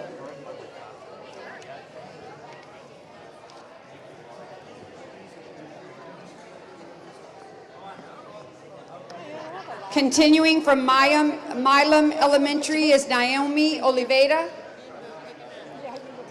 Beatriz Cortez, Milam Elementary music teacher. Thank you, Mr. Miller. Sophie Romero, Milam Elementary music teacher. Yeremi Gomez, Perez Elementary. Edmund Calderon, Perez Elementary music teacher. Reagan Mott, Rayburn Elementary. Sylvia Arguelles, Rayburn Elementary music teacher. Mr. Jim Egger, Director of Fine Arts.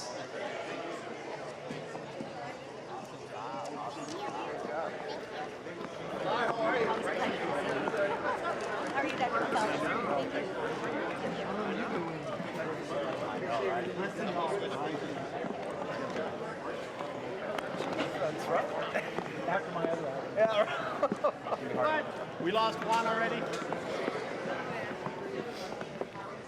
Oh, I thought we got it.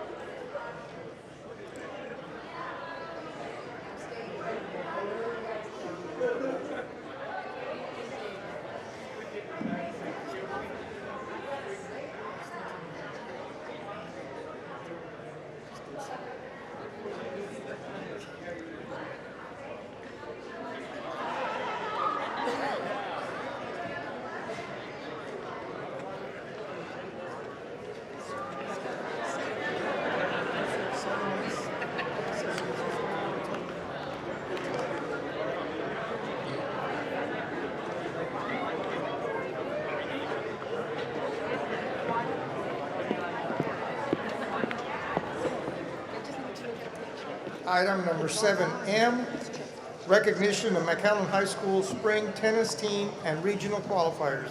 We'd Dr. Gonzalez. Yes, sir. Congratulations are in order for the McAllen tennis team. They did an outstanding job. They competed well this year. We're very proud of them. Coach Paula, Dr. Beretta, and Ms. V will introduce our outstanding students. From McAllen High School, Eli Bain. Daniel Bain. Art Benteo. Alex Longoria. Ian Gonzalez. Camila Gonzalez. Natalie Galligan. Sergio Cepeda, head coach, McAllen High School. Jeffrey Westby, assistant coach, McAllen High School tennis, athletic coordinator, McAllen High School, Kevin Brewer, and principal of McAllen High School, Mr. Albert Canales. The McHigh tennis team did a great job of competing this year. The team had a 13-2 record overall in team tennis and were the overall district champs as the teams and the girls team tennis district champions as well. Throughout the rest of the year, they competed well and placed in many events individually and as a team throughout the spring individual tournaments. At the District 36A tennis tournament, the McHigh tennis team placed in different individual events in the varsity, JV, and 9th grade levels, including the varsity boys spring tennis district championship. The varsity players that placed in advance to the Region 4 6A tournament in San Antonio, where they played tough but came up just a little bit short. Some significant accomplishments for the year in girls singles. Valeria Gracia, third place, regional alternate. In boys doubles, we have Pablo Sebastian Santos, district champion, regional qualifier. Danielle Sayed, district champion, regional qualifier. Alex Longoria, third place, regional alternate. Ian Gonzalez, third place, regional alternate. In our girls doubles, we have Maria Camila Gonzalez, district champion, regional qualifier. Natalie Galligan, district champion, regional qualifier. Boys singles, Gabriel Sayed, third place alternate, and congratulations also to Coach Cepeda, who was selected as the 6A Tennis Coach of the Year for the Rio Grande Valley. Congratulations to all. We are very proud of all of the hard work, the commitment, and the accomplishments that our team has done this year. We're excited and we look forward to another great year in the 2018-2019 season. Congratulations.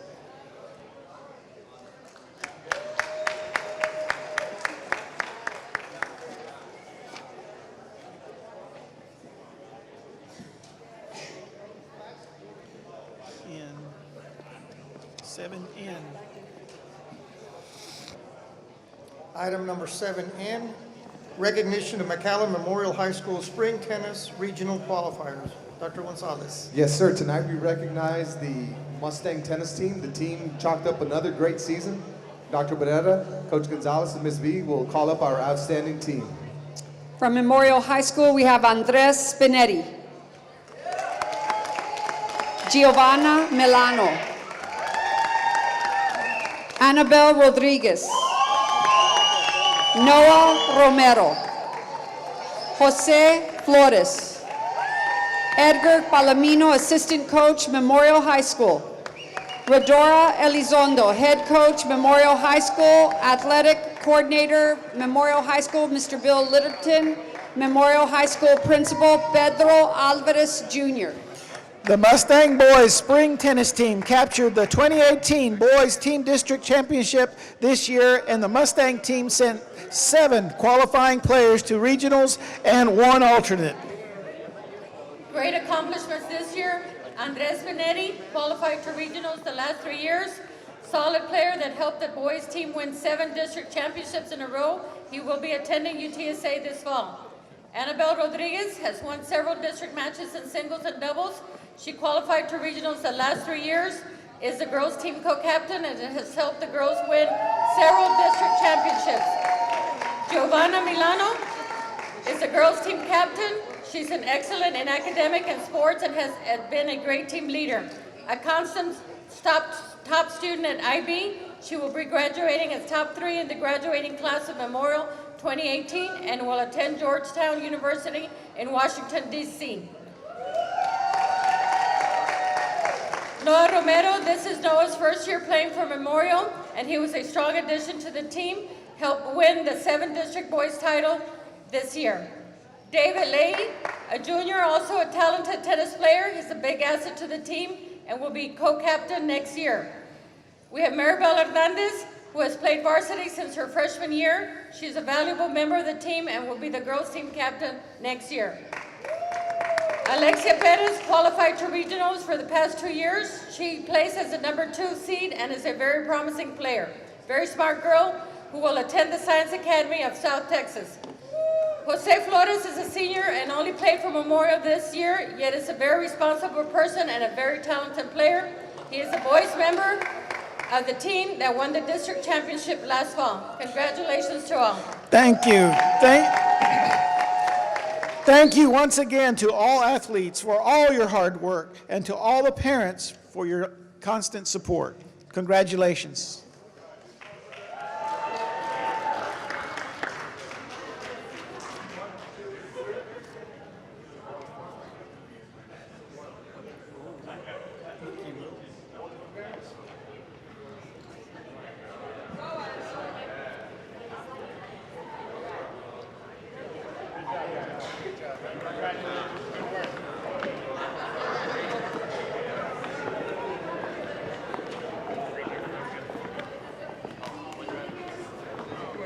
Coach, you can stand right there, Coach.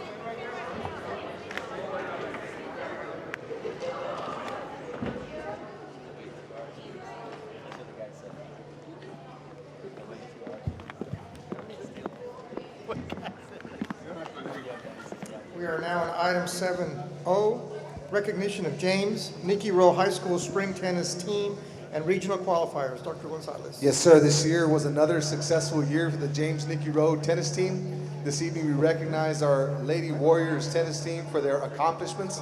Dr. Beretta, Coach Gonzalez, and Ms. V will introduce our outstanding student athletes. From Rowe High School, we have Bianca Ochoa. Pablo Espinosa. Ana Mora. Augusto Cuello. Becky Garza, assistant coach, Rowe High School. Brian Garcia, head coach, Rowe High School. Raul Vega, athletic coordinator, principal, Rowe High School, Ms. Monica Kaufman. The James Nicky Rowe tennis team finished another great year with huge success. Throughout the year, these student athletes competed at a high level, finishing second overall in the district during the team tennis season. Their display of passion, hard work, and dedication make them a great role model on and off the tennis courts. Tonight, we recognize this group of tennis players for their accomplishments that place them well above the others. Some great individual accomplishments this year. We have Bianca Ochoa and Augusto Cuello, district champions in mixed doubles and regional qualifiers. Ana Mora, district champion in girls singles and regional qualifier. And Pablo Espinosa, second place in district in boys singles and regional qualifier. Congratulations to all. Warrior Nation is proud of these athletes and their accomplishments. We would also like to recognize our parents for their continued support. Parents, please stand and be recognized.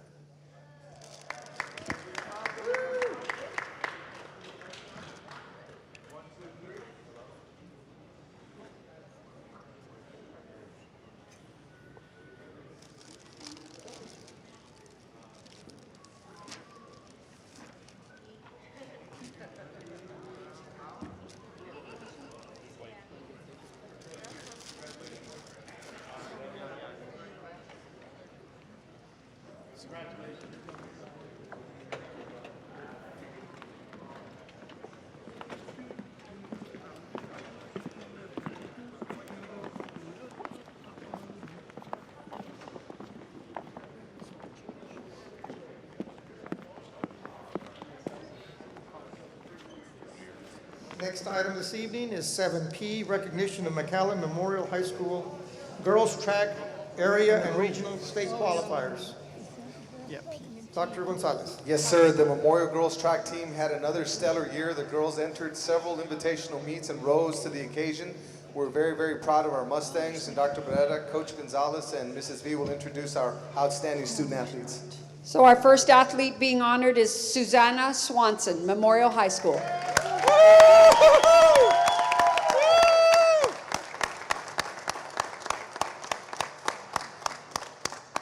Katya Nitch, Memorial High School. Rihanna Lee. Jennifer Prado. Carolina Regalado. Galilea Espinosa.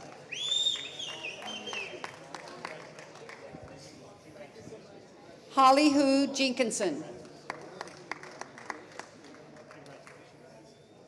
John Stanley, head coach, Memorial High School. Myra Stanley, assistant coach, Memorial High School.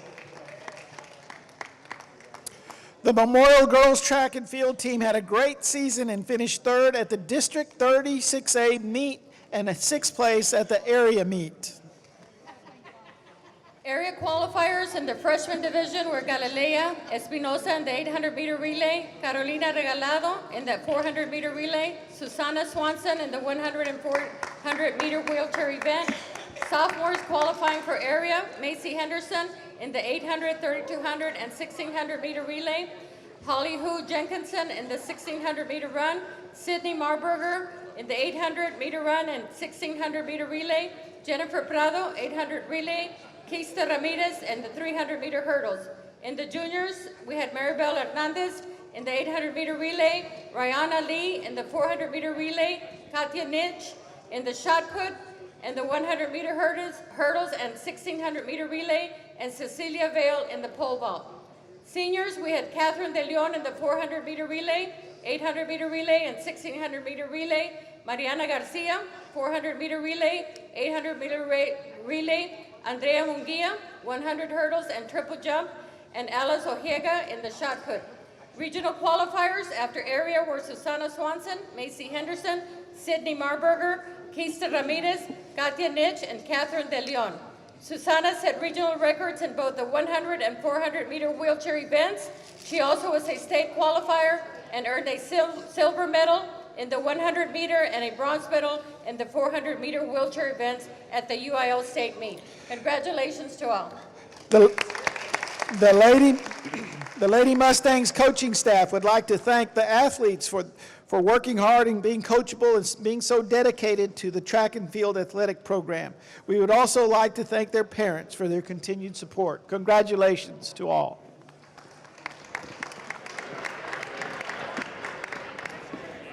Item number 7Q, recognition of McAllen Memorial High School boys track area, regional, and state qualifiers. Dr. Gonzalez. Yes, sir. Congratulations to our Memorial boys track teams for all their accomplishments this year. The team's dedication paid off big at all levels. The team competed very strong, and we're very proud of them. Dr. Beretta, Coach Gonzalez, and Ms. V will introduce our outstanding student athletes. Our first athlete from Memorial High School, Jonathan Larson. Michael Lopez. Dylan Earhart. Darren Earhart, coach for Memorial High School. Fidel Covarrubias, coach for Memorial High School. Jesse Trejo, coach. Tivo Gonzalez, coach for Memorial High School. Tony Niemeyer, head coach, Memorial High School. Bill Littleton, athletic coordinator, Memorial High School. And Pedro Avadas Jr., Memorial High School principal. This year's 30-man roster was made up of 12 seniors, 11 juniors, and 7 sophomores who did an outstanding job and captured the 36A District Varsity Championship in the boys division. The Memorial boys track team had top 4 finishes in all their pre-district meets prior to spring break, winning the Donna Indian Relays, placed second at the MISD and Row Invitational Meets, third at Mission Veterans Patriot Relays, and fourth at PSGA Winter Relays. Memorial won the UIL Class 36A Track and Field District Championship, scoring 134.3 points. This is the 3rd consecutive year that Memorial reigns as the 36A District Champion. The Mustangs advanced 12 athletes to the area meet. At the area meet, Memorial placed 3rd overall, scoring 69 points, while advancing 9 more athletes to the regional meet in San Antonio. Congratulations to Evan Williams for qualifying to the state meet in the 1,600-meter run. Special recognition also to Sean Scugan in the 100-meter hurdles, district champion and area champion. Trevor Williams, champion in the 1,600-meter run. Evan Williams, champion in the 3,200-meter run and 1,600-meter state qualifier. Evan finished 9th at the state meet. Evan and Trevor Williams both had personal best times in the 1,600-meter run that ranked them in the top 20 all-time in the Rio Grande Valley. In addition, Memorial was ranked as one of the top Valley's best track and field teams all season long. Congratulations. Our coaches would like to thank the athlete, all the other coaches, and the parents for their time, hard work, and dedication. Seniors, you will be missed dearly, and remember, we must be strong into the finish. Congratulations. Q. Item number 7R. 7R, James Dickey Rowe High School Girls Track Area and Regional Qualifiers. Dr. Gonzalez. Yes, sir. Congratulations to the Rowe Varsity Girls Track Team for an extraordinary year. The girls worked very, very hard as a team and dedicated themselves to the sport. We're very proud of our warriors. Dr. Barrera, Coach Gonzalez, and Ms. V will introduce our outstanding student athletes. From Rowe High School, we have Giovanni Solis, Carla Garduno, Veronica Doherty, Lorena Rios, Jayla Sinclair, Daniela Diaz, Madison Regalado, Yelena Ramirez, Jacqueline Mendoza, one of our coaches from Rowe High School, Matala Ramirez, Sarah Cantu, Coach Rowe High School, Ashley Doffing, Coach Rowe High School, Head Coach Rowe High School, Coach Lupe Sosa, Athletic Coordinator Raul Vega, Principal Rowe High School, Mrs. Monica Kaufman.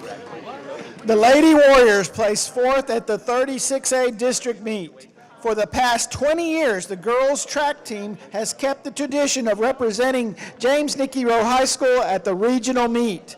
This year was a special one because one athlete, Lorena Rios, also advanced to the state UIL meet. Some great accomplishments for the Lady Warriors this season. At the district level, there were 2 individual district champions in the triple and discus throw. From the discus meet, the team qualified in 10 events out of 17 to the area meet.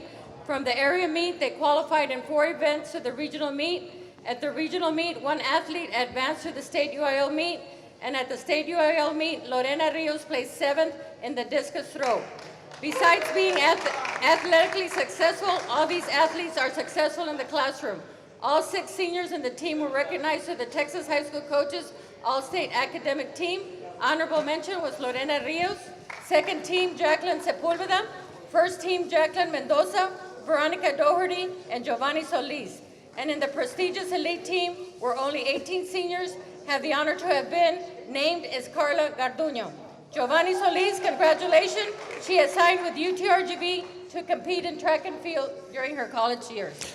The Lady Warriors coaching staff would like to thank the athletes and their parents for an extremely successful year. But most of all, the coaches would like to thank the seniors for 4 wonderful, memorable, and successful years. Congratulations to all.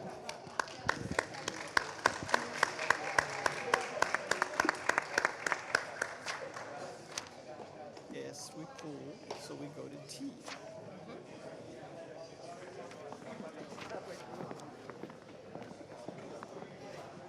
T.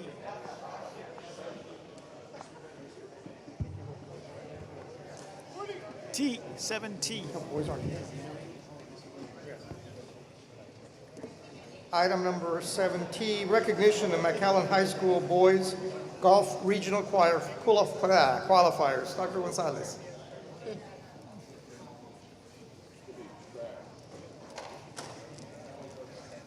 T, 7T. Once again, Bulldog Pride shines bright as the Mackay golf team advanced their goals, did an outstanding job. Dr. Barrera, Coach Gonzalez, and Ms. V will introduce our outstanding student athletes. From McAllen High School, Justin Ochoa, Tyler Peña, Jonathan Guerra, Coach Kiger from McAllen High School. The Mac High golf team had another successful season in the 2017-2018 year. Out of 44 golf teams in the Valley, the Bulldogs had the 5th best team average. The Bulldogs finished second at the district golf tournament, which qualified them to play as a team in the regional tournament. All 5 players earned all district honors. Lucas Abbott and Justin Ochoa, first team. Tyler Peña and Vince Tavares, second team. And Jonathan Guerra, honorable mention. Lucas Abbott has signed a letter of intent to play golf next year at Rhodes College in Memphis, Tennessee. These young men did an outstanding job of representing McAllen ISD both on and off the golf course. We wish Lucas the best as he continues his career at the next level. Since the rest of are all underclassmen, we will be returning next year. The future looks bright for Mac High Golf. Best of luck to everyone.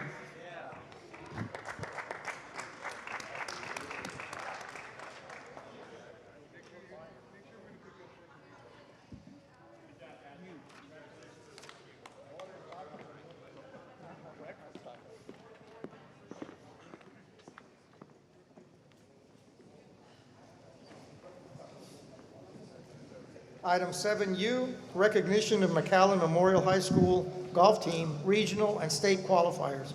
Dr. Gonzalez. Yes, sir. Mustang pride runs deep at Memorial High School, and the golf team achieved their goals at every turn. Dr. Barrera, Coach Gonzalez, and Ms. V will introduce our outstanding student athletes.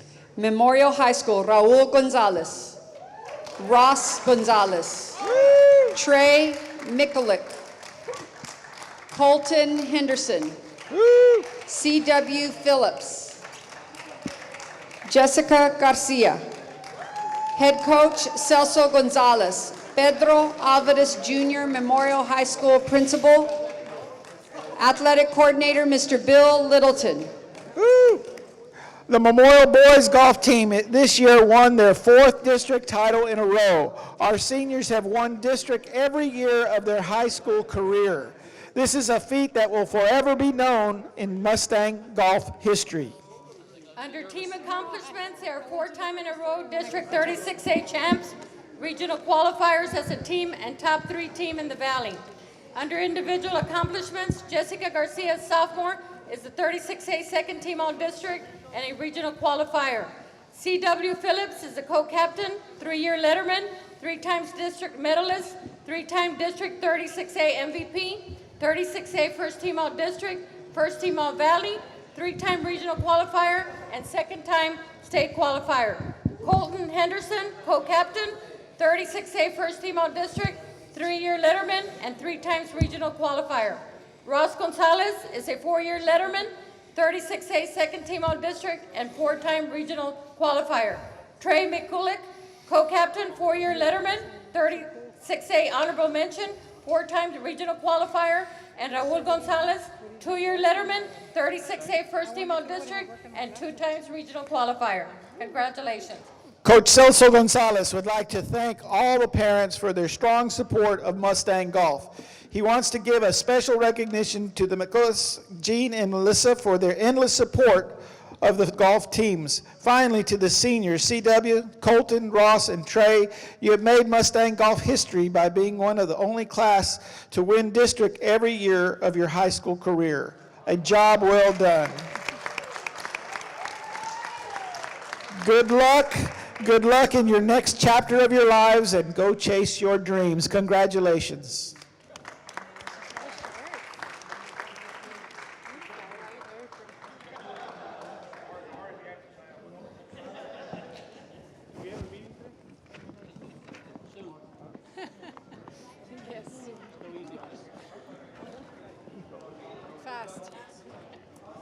And last but not least, 7V, recognition of James Nicky Rowe High School Girls Golf Regional Qualifiers. Dr. Gonzalez. Yes, sir. Congratulations to our regional girls golf qualifier from Rowe. Very proud of her. She was extremely focused, dedicated, and bound for success. Dr. B and Coach Paula Gonzalez will announce our champion. From Rowe High School, we have Miss Anika Canales. Coach Jaime Garcia Jr. Athletic Coordinator for Rowe High School, Mr. Roberto Flores. Principal of Rowe High School, Monica Kaufman. Our head coach, Jaime Garcia, would like to recognize James Nicky Rowe golfer Anika Canales for her accomplishments and excellence in varsity golf for this 2017-2018 season. Anika Canales placed sixth in the 36A District Golf Tournament. Her sixth place finish qualified her for the opportunity to advance to the UIL Regional Golf Tournament. Anika was also selected to the 36A All-District First Team. Congratulations to Anika. Head coach Jaime Garcia would also like to thank Anika Canales for her hard work and dedication to the sport of golf. Go Warriors, congratulations and good luck.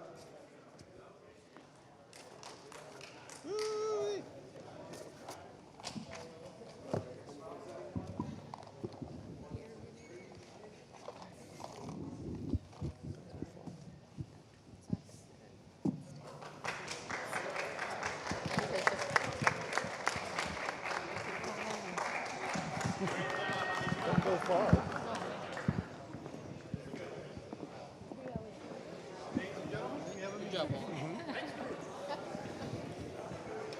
More recognition. So.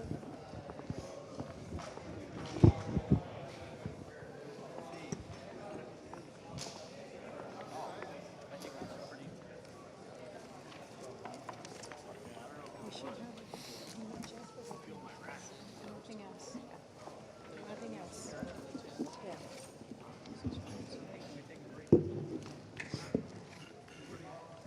Thank you all for hanging in there with us. I'd like to go ahead and proceed to items 8A1, instructional briefings by our chair, Sam Saldivar Jr. Thank you, Mr. President.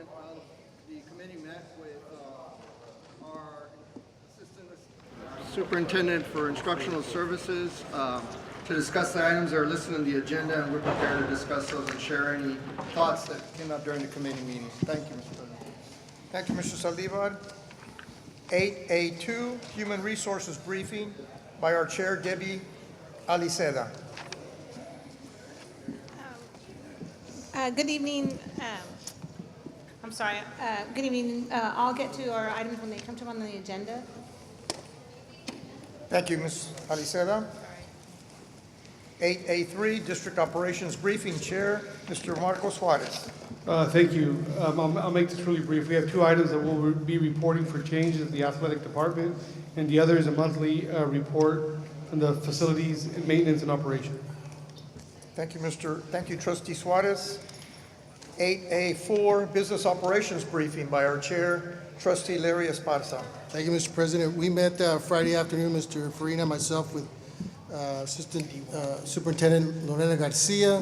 There's 4 items on the agenda. One was earlier the budget workshop. We also have a report regarding the taxes collected for the month of April, the monthly financial reinvestment report for April 2018, and approval of the continuation of the collection of taxes contract with the Hidalgo County Tax Office. Thank you, Mr. President. Thank you, Trustee Esparza. President Vela, I move we reorder the board agenda and move item D1 next. There's been a motion to move item D1. Second. And a second by Ms. Aliceda and a second by Mr. Alvarado. All those in favor signify by saying aye. Aye. All those opposed, same sign. The ayes have it, 7-0. The next item on our agenda is item D1. Ms. Garcia, will you be presenting the item? D10D. Hello? Yes, sir. Tonight we have with us Mr. Paul Villarreal, tax collector assessor for Hidalgo County. And as presented at the previous board meeting, we're bringing this contract up for renewal. And I'd like to just clarify a correction. I misspoke in regards to the 5% increase. For this coming school year, the county has elected to hold the same fee that they charged this year, so they are not applying the escalation percentage of 5% for the upcoming year. We also discussed with Mr. Villarreal the possibility of either renegotiating that contract or escalation costs or a discount.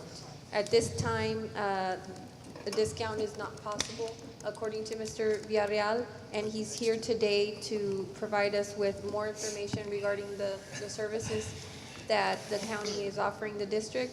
I'd like to first say that thank you for all of the services, because we do have a great relationship with the county in terms of tax collection, and of course it dates back to 20 years. So without further ado, I'd like to introduce Mr. Paul Villarreal. Good afternoon, Mr. President, board members, Dr. Gonzalez. It's an honor for me to go through all the student that had to get the recognition, but I collect for every school district in this county, so I'm already used to it, but this was the longest, but I think it was great. There's a lot of talent in the county. Yeah, definitely. We're proud of it. I'm very proud. I mean, I'm the, everywhere I go, the biggest collections that I do is from McAllen School District. Last year through my office, we did collect about $79 million. So every year we're striving to do better. And so if anybody asks me in the whole county, you're the biggest collections that I do every year. And of course, we're here because of the I guess the consideration of accepting the contract that we have for $158,340. Let me give you a little brief, so you can see pretty much. It's not that there's no discount. It's one of those things that other counties are charging 1% of their levy. And I'm not doing that, because if I did charge the 1%, it would be about close to 700-some thousand. I'm only charging 158,000. And let me give you a breakdown from 1996, 97. In 1996, we were charging you 124,901. 1997, we left it the same. 1998, the same. 1999, the same. 2000, stayed the same. In 2001, still the same. So as you can see, it's not really about the 5%. Right now, the increase in papers and computers, I just renegotiated a computer system that we had that was costing us $3.5 million to operate. So when I came in, we renegotiated a 5-year contract for $1 million. So right now, what you're using for us to do your tax statements and do your financials, do your daily reports, monthlies, annuals, it's costing us over $1 million. But it's better now, because now I renegotiated that computer system, where now, after 5 years, I can get new computers. So that's something that I'm very proud of. And in 2002, I think we had a 5%. It went from 124,901 to 130,000. So in 2002, it was 130,000. 2003, 2004, we didn't increase it. In 2005, it went from 130 to 136. So in 2005, it stayed 136. In 2006, 136. 2007, 136. 2008, 136. 2009, 136. 2010. After 5 years, then another 5%. Everything costs more. Printers, ribbons, paper, everything costs more. So we have to get a little bit, just to pay for that. Doesn't pay my employees at all. It just pays for some of the paperwork that we use. And then in 2011, well, in 2010 it was 143,000. 2011, 143,000. 2012, 143,000. 2013, 143,000. So 4 years later, we went from 143,000 to 150. In 2014, 2015, and 2016, 3 years later, it kept the same. And in 2017, it went to 158,340. So in 22 years that we've been working together, it's only increased 33,000. So I know that I can't even hire a person for the counter for 33,000. But I think, that we're very proud of what we do for the district. I look at it to where we work very hard to collect as much as we can, because I know that we have to meet a certain percentage of collections. We always collect either 95, 96% for this district. And of course, with delinquency, it goes over 100.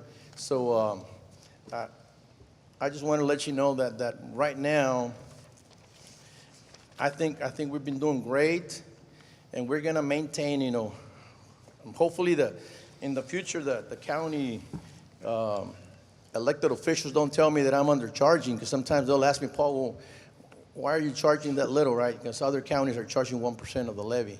But right now, we have pretty much, I think you have about 46,684 accounts, and we're probably charging about $3.39 per account.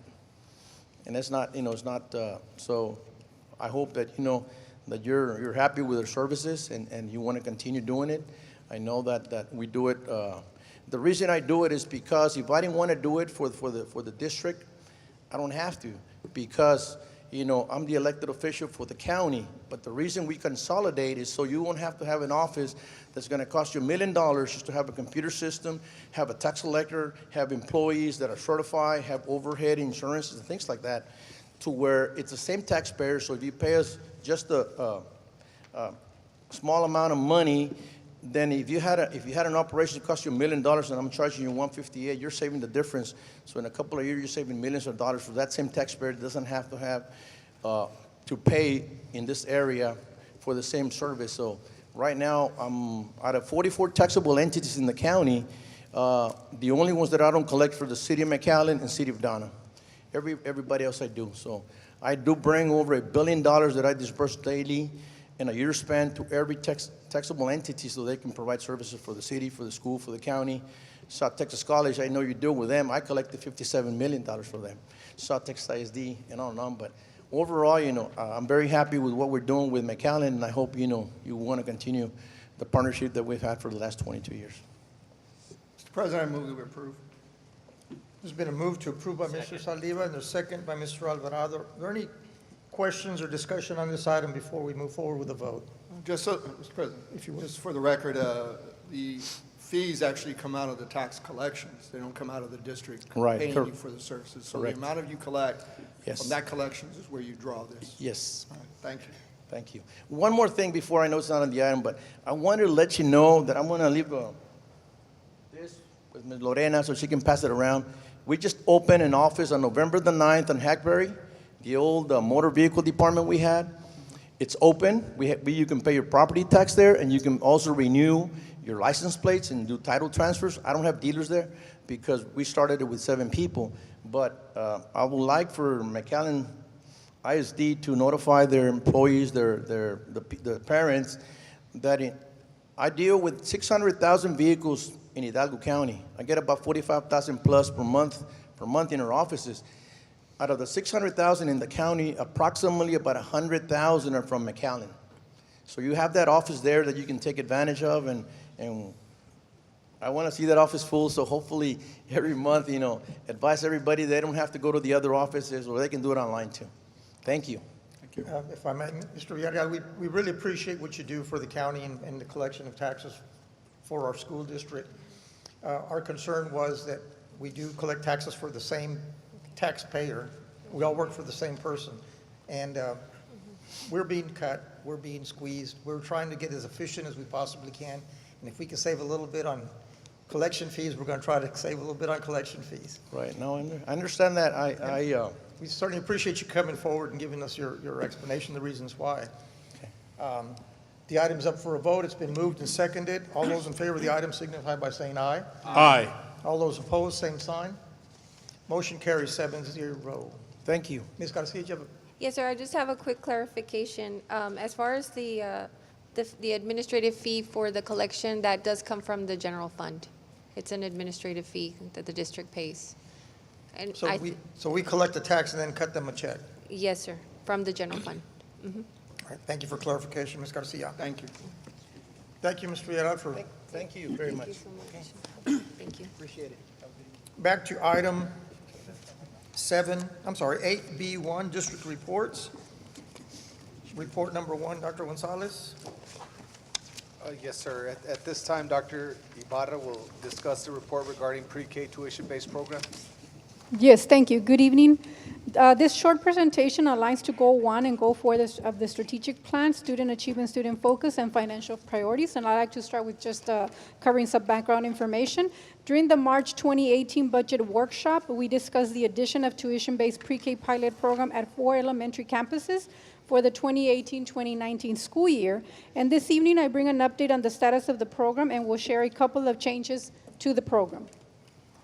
I would like to point out that this is also found on the facilities master plan on page 26 for your reference in case you want to refer to the facilities master plan. So in our presentation to the board back in March, we shared that we were going to add pre-K tuition-based program at 4 elementary schools, and these are the schools that we have before you: Sanchez Elementary, Perez Elementary, Rayburn, and Castañeda, and that still stands. In addition to the 4 designated school sites, all elementary campuses, with the exception of Gonzales and Milam, will also offer a pre-K kinder tuition-based program to any district employee. And of course, these students will be assigned to existing classrooms. Furthermore, we also stipulated that at Gonzales and Milam, employees would be allowed to enroll their children at their respective campuses if they worked at that particular campus. And also students would be assigned to existing classrooms. After much discussion and looking at our enrollment into our pre-K tuition program, we are going to make the following change. At all elementary campuses, we are going to open the program to families who reside in the school zone. Now this change will not, we will not incur additional costs because students will be assigned to existing classrooms. So that's a major change there. We're going to open all elementary campuses to families who reside in the school zone. Another change that we are going to be making is the revision to the proposed tuition. Back in April 2018, we had set the tuition at the annual tuition at $4,950 and the monthly tuition at $550 per month.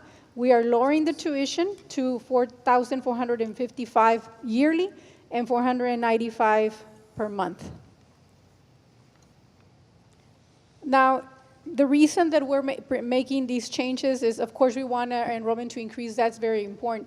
But really the reason is because we want more students to enroll in our pre-K program, because we know that the research behind pre-K program is very strong. We know that students who enroll in pre-K programs come better prepared to school. They are stronger students in kinder. And so I'd like to share this message from the U.S. Department of Education.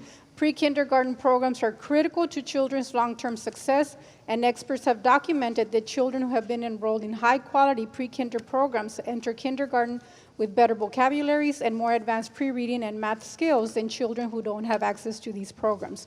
As you know, we have a great partnership with Head Start and with 2 of our daycares, and as a result of that, we have added approximately 400 students to our enrollment, and we want to continue this trend by increasing the enrollment because it is good for kids, because we know that when students are in pre-K, they're better prepared, they're going to be better off. And so again, we're hoping that with these changes, we'll attract more students to enroll at all of our campuses in our pre-K tuition program. And this is, of course, for those students who don't qualify for state-funded pre-K. And those are the 2 changes that we are bringing forth tonight. Any questions? Thank you, Dr. Ibarra. Any questions or comments from the board? Mr. President, yes. Trustee Saldívar. Thank you.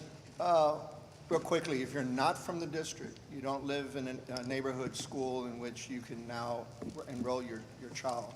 If you don't live in the district, then you can go to any of the 4 selected sites, Castañeda, Perez, Sanchez, or Rayburn. Okay, thank you. Yes. Thank you, Mr. President. Any other comments or questions from the board? Mr. President, I have a question. Yes, sir, Trustee Esparza. Thank you.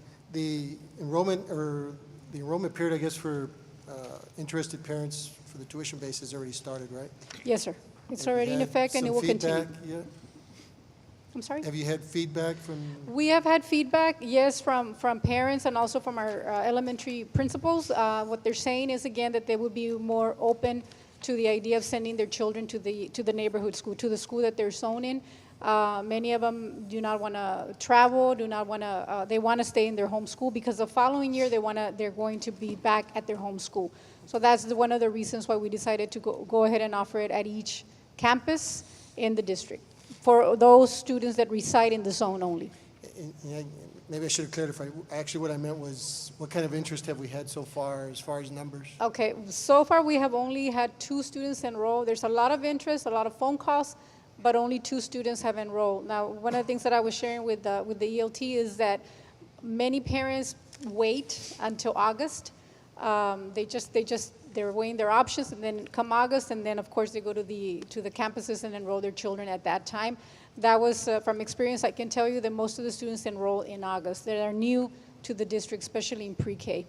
So we're hoping that they'll come in August. But again, they can enroll at any time from now until August. And who do they contact for those who are interested in enrolling? Who would they contact? They can contact Student Support Services. Well, actually, they can contact the campus.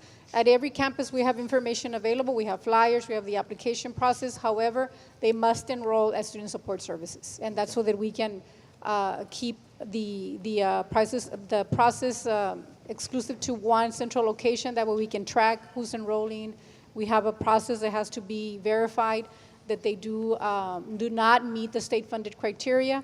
Because if they do, then of course we're going to go ahead and channel them to the state-funded program, and we have to make sure that they bring all the documentation. And then at that point, Student Support Services will take care of the fees and the collection and so forth. And let me ask, so as far as the collection of tuition, I'm glad you brought that up. That would be done through Student Support Services? Yes, sir. On a monthly basis, they will be responsible for collecting Yes, sir, tuition that from is the parents? correct. Yes, Yes. Student Support Services. We'll And keep track of all that. If anybody knows, what's the number to, just so in case parents want to call, what number is for Student Support Services? That's 618-6031. One more time? 618-6031. And that would be under John Wilde, correct? Yes, sir. That's correct, sir. Thank you, Mr. President. Yes, sir. Any other questions? Yes, sir, just real quick, I'm sorry. Trustee Alvarado? As far as certain schools that have only a certain amount of slots, like you discussed, it's a first come, first serve? Yes, sir, that is Are correct. we, how does somebody hold their spot? Is there a deposit they put down, or how? Well, first of all, every campus has to enroll their children that qualify first, and then Right. based on that number in each classroom, let's say they have 18, then they would have 4 slots, or if they have 19, 3 slots Right. per classroom. So the principal will keep a log or a roster, and then it'll be first come, first served basis, and then once school starts, they'll be notified that there is a slot for them. Okay. Yes. Anyone else? President, if I Yes, may. sir. Dr. Gonzalez. We are going to have an option for a direct deposit for payment, or is it going to be a monthly payment? Because I know we'd had discussion with regard to the option for a direct withdrawal from bank accounts. Is that going to still be an option? Yes, sir. That's what they're working on, getting one of those machines so I can do that. Okay. Anyone else? It's not the same as the direct deposit. That's the credit card machine. We already have a credit card machine for that to accept. So you can do those type a of monthly payments. withdrawal. Okay, thank you. Trustee Suarez. I like the doctor bit. No, you don't. They don't pay. Yeah, they don't pay. Just a question. Is there an incentive to pay, have we thought of an incentive? And I know it's a pilot program, so we'll, something to look at. Is there an incentive to pay a year up front? If they were to pay up front for the entire year? I know that when I had my kid in Montessori school, they would give incentives if you paid the semester up front. I don't know if there's something we've thought about, or if surrounding districts do that, or. We did discuss it. We didn't make a decision on that, and we can certainly consider it. I know we had talked about perhaps a 5% discount, but again, it was discussed, but it wasn't finalized. I see Dr. Gonzalez nodding his head, so. We will certainly consider it, sir, yes. I think the issue was finding a baseline percentage discount that would be substantial enough to encourage the parents, but yet it wouldn't, reduce the revenue substantially. It was finding that middle ground. Mike. Thank you, Dr. Ibarra, for your report this evening. Hope more people take advantage of this pre-K program that we've offered from our school district. Yes, sir. Item number 8B2, report regarding the 2018-2019 budget addendum for tax ratification. Dr. Gonzalez. Yes, sir. This budget amendment, I don't know if my mic's on. It's not. This mic? You're on, sir. They said they can hear you in the booth, sir. I'm not sure about here. Let me go check in the back. 10-4.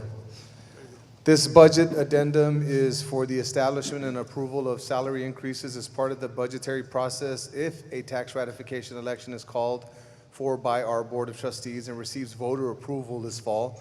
Mr. Miller will walk us through the process, and this item is for information only. No action is required. Thank you, sir. So assuming a 1.155 M&O tax rate, the additional base salary for the 2018-2019 school year is $600 for a total annual increase of $1,400 for teachers and librarians, and 1.5% for a total annual increase of 2.5% of midpoint for non-teaching professionals, paraprofessionals, and auxiliary staff. Revised salary recommendations: entry-level teacher, 0 years experience, daily rate would be $255.35 for an annual rate of $47,750. This figure is above the TASB market median of $46,880. New teachers with 20-plus years experience, daily rate of $308.13 for $57,620 annually, and that's above the TASB market median of $57,600. Recommendations help McAllen ISD to remain competitive within our local market. The general funds and special revenue funds for this addendum is estimated at an additional $2.015881. With this addendum, the total 2018-2019 general fund and special revenue is estimated at $4,043,191. This total would include $1,414,952 from TRE funds for salary increases related to General Fund 199. This report is submitted to the board for informational purposes only and requires no board action. Thank you, Mr. Miller. Are there any questions or comments on the item by anyone on the board? Thank you, Mr. Miller. Appreciate your report. Going on to item 8B3, the report regarding facilities maintenance and operations monthly projects. Dr. Gonzalez. Yes, sir. This is a monthly report from the Facilities Maintenance and Operations Department. Dr. B and Ruben Trevino are here to guide us through this month's project. Yes, sir, and good evening, and I invite Ruben Trevino up to the podium for the part of the presentation, and before he does, this is Goal 3, Facilities Priorities. It is Strategy 3, Engaging Learning Environment. Go ahead, sir. Good evening. The following report up on the screen is for the projects completed for the month of May. There. The completed projects include the Garza Elementary security entrance along with the Rayburn security entrance modifications that have been done at both campuses. Those are fully completed now. And the next slide. That's Rayburn? Yes, Rayburn is there on the slide. The completed projects for the HVAC department include replaced blower motors on AC units over at Gonzalez. McKay replaced condenser motors on the west side of the stadium. Brown Middle School 1 compressor was replaced for the 400 hallway. A row ROTC and the district-wide belt replacement and controls reprogramming that we're going through district-wide. For the electrical projects, we've got several breakers that have been replaced, exterior wall packs at Fossum, McKay, new outlet for cameras that we have here on campus, security cameras, and the district-wide emergency lighting battery packs that are being replaced. Plumbing projects at the following elementaries: Gonzalez, Alvarez, Sanchez, Zavala, Thigpen. Sprinkler systems have been replaced as we're going campus at a time, district-wide. Water heaters, staff restroom, toilet replaced at Lamar, installed new water fountains along with solenoid valves. Ongoing projects are the Garza roof replacement, which is complete already, and Gonzalez. We'll be having the pre-construction meeting this week, along with the Rayburn roof that is pending contract as we speak right now. The playground refurbishments are at Escandon, Alvarez, and pending are Bonham, Roosevelt, and Seguin through the CDBG funds with the city. Those are ongoing already. We also have the middle school safety entrances, which are summer projects that we've got scheduled. Currently, right now, we have purchase orders in place already for our glass contractors that we hire out, along with all materials in place to begin work on the middle school entrances as soon as the beginning of next week. These submitted and completed work orders for the month of April was 1,243 submitted and 1,158 completed work orders for the month of April.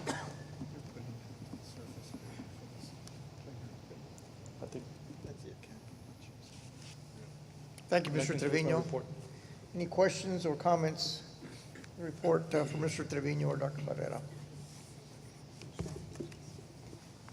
Hearing none, we'll move on to item AB4, report regarding proposed changes to athletic program.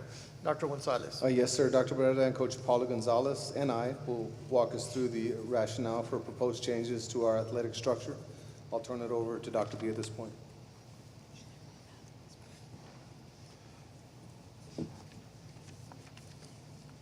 Let me get that next page going, okay?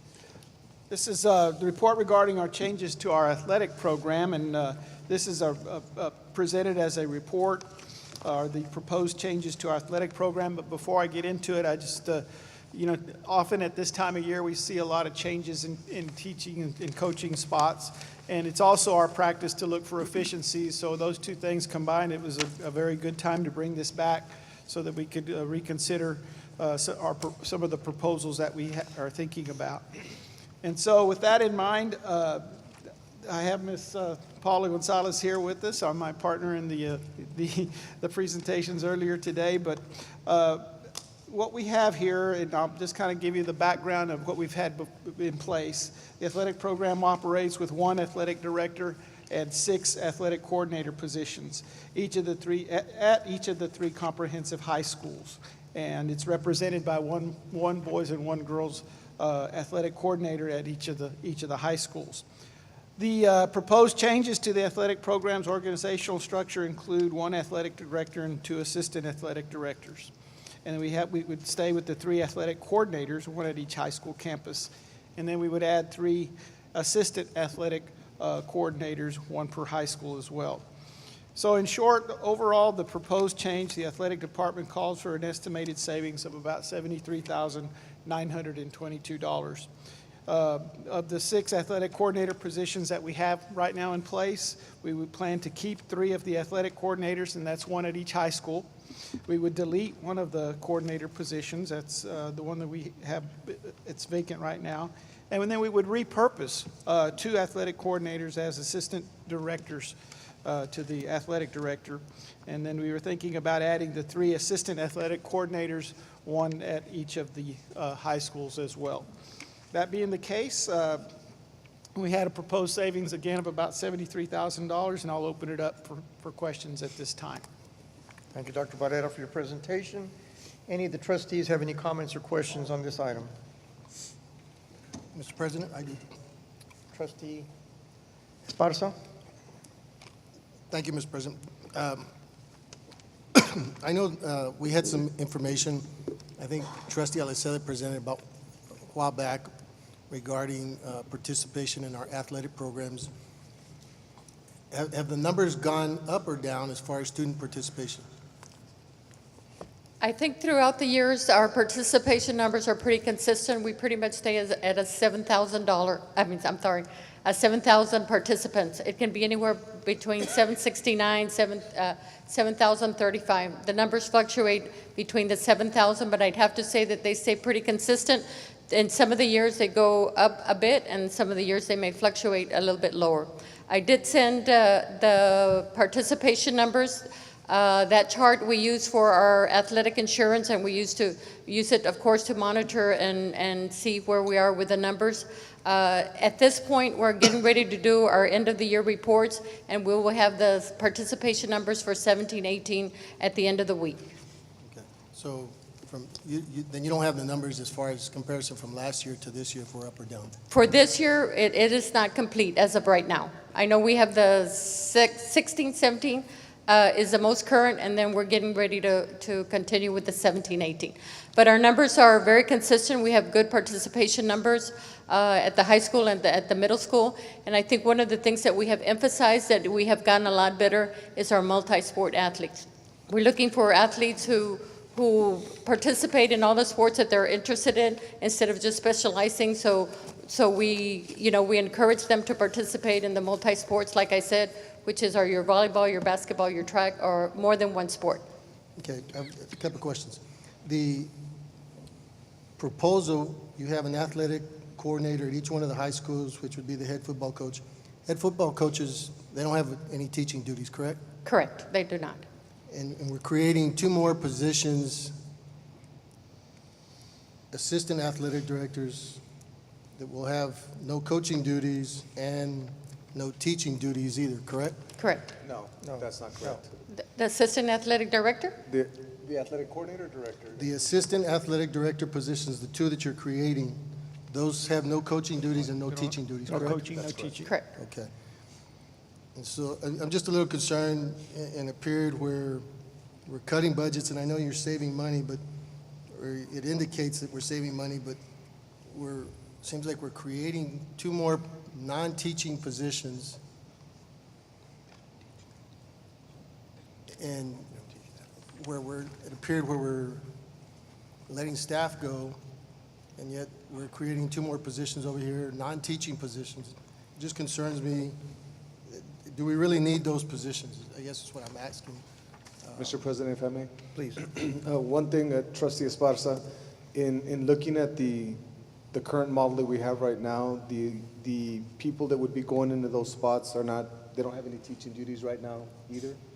What we're looking at right now, if you look at the assistant athletic coordinators, those individuals, the new assistant athletic coordinators would have teaching duties at the campus level. So those particular spots that you're talking about that don't have teaching duties, we'd be able to leverage them to get across the district and support and look at ensuring that our athletic programs are running at a quality level on the boys and girls side. So that's the idea, for them not to be campus-based, but be more able to move around the district freely. That's one of the challenges we came across in expecting our head coaches to get to the middle schools. It proved to be challenging for them because they have athletic periods and in the middle of seasons and such. So assistant athletic directors, the way they are right now, would be a little more nimble and quick and able to move around more freely. Well, I know that when the coordinator from Memorial was here a while back, Coach Lopez, she indicated it wasn't a problem for her to get around. And then I know at Mac High, when that position was vacated a while back, we never filled it. So to say that they weren't getting around, but there was nobody at Mac High to get around, Memorial didn't seem to have a problem. I don't know what the situation was with the row coach, whether he was getting around or not, or she, whoever it was. Another concern I have, you indicated, sounds like right now what you indicated was these positions, these 2 assistant athletic directors positions that would be created, are they somebody already in line to go into those spots? So they won't be opened up and giving anybody else an opportunity to apply for them? At this point, the idea would be to take the current existing assistant athletic coordinators for girls at Memorial and Rowe and reassign them into these positions, which would be lateral moves, no pay increase, no pay grade increase. It would just be moving those individuals. The 2 assistants from where? From Memorial and from Rowe. It's Lorena Lopez and it's Raul Vega. Lorena would be in charge of girls' sports from an assistant athletic director standpoint, and Raul Vega would be in charge of overseeing boys from the assistant athletic director position. It just seems like that was what they were tasked to do with when those jobs were created. And from what I understood from Mrs. Lopez at one of her presentations, she wasn't having any problems with it. I don't understand why we're creating another position. That's just my concern. Yes, sir. Trustee Suarez. Ms. Gonzalez, in our surrounding districts that have 6A programs, do they have assistant athletic directors? Yes, sir. Okay. And in the past year, I know we added 2 additional sports or an additional sport to middle school.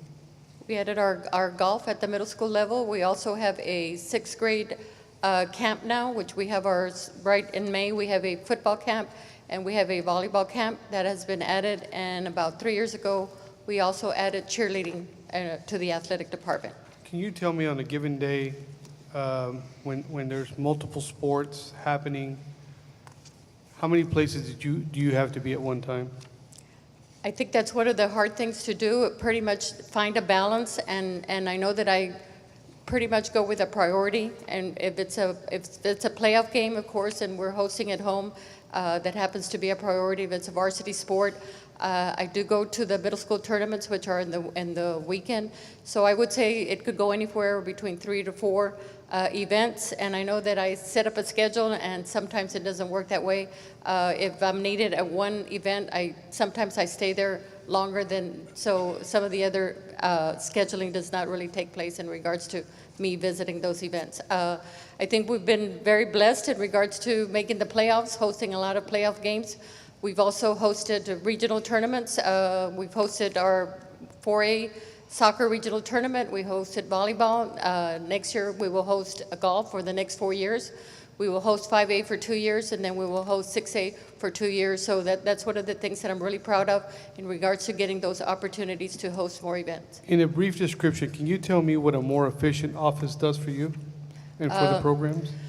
I think more efficient office or clerical department, first of all, it gives me an opportunity to serve more as a resource to the coaches in regards to not only being there at the athletic events, but being there when they do their practices, when they're planning their workouts, and they pretty much utilize all programs to their maximum.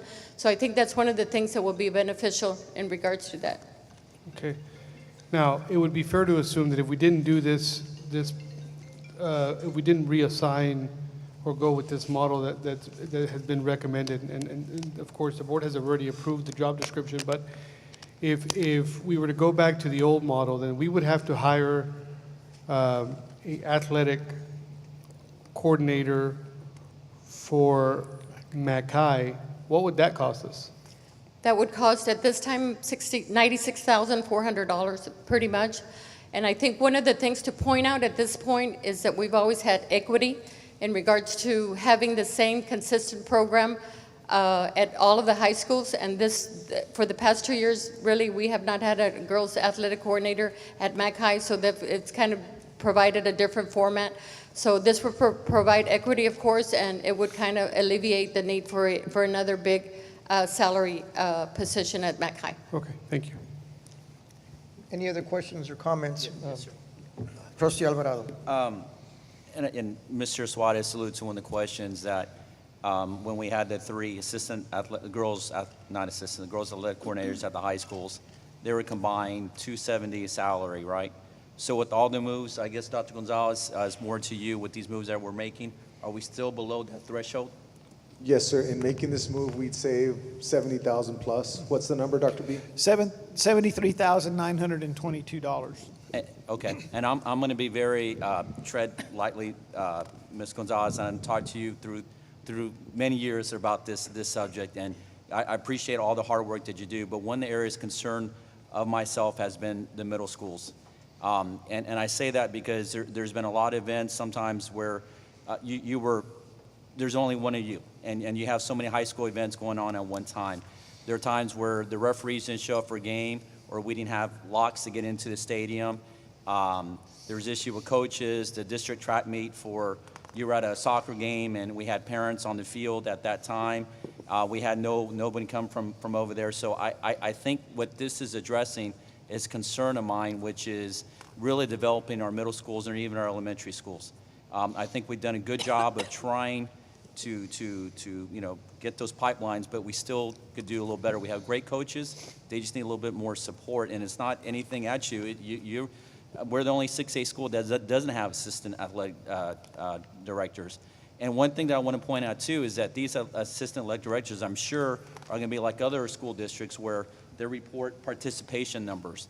They report if there's decline in numbers. They report grades, not only to you, but to the superintendent on a weekly, monthly basis. Is that happening right now, Dr. Gonzalez? Right now, what I do is I meet with the coaches once a month with the current athletic coordinators, so they give me reports, not as in-depth as you just described, more of what's going on positive with your program and what areas of concern do you have, and we try to address the concerns. But as far as the detailed reports on passing rates and participation and things of that sort, not that detailed. Okay, I'm sure that's something you can ask for now that you have a little bit of support. I guess my other comment is too is we've had a good year athletics, and athletics not about just winning or anything like that. It's for me, it's a leadership laboratory for a lot of athletes. It's the best high school dropout program we have for a lot of these athletes. They learn so much.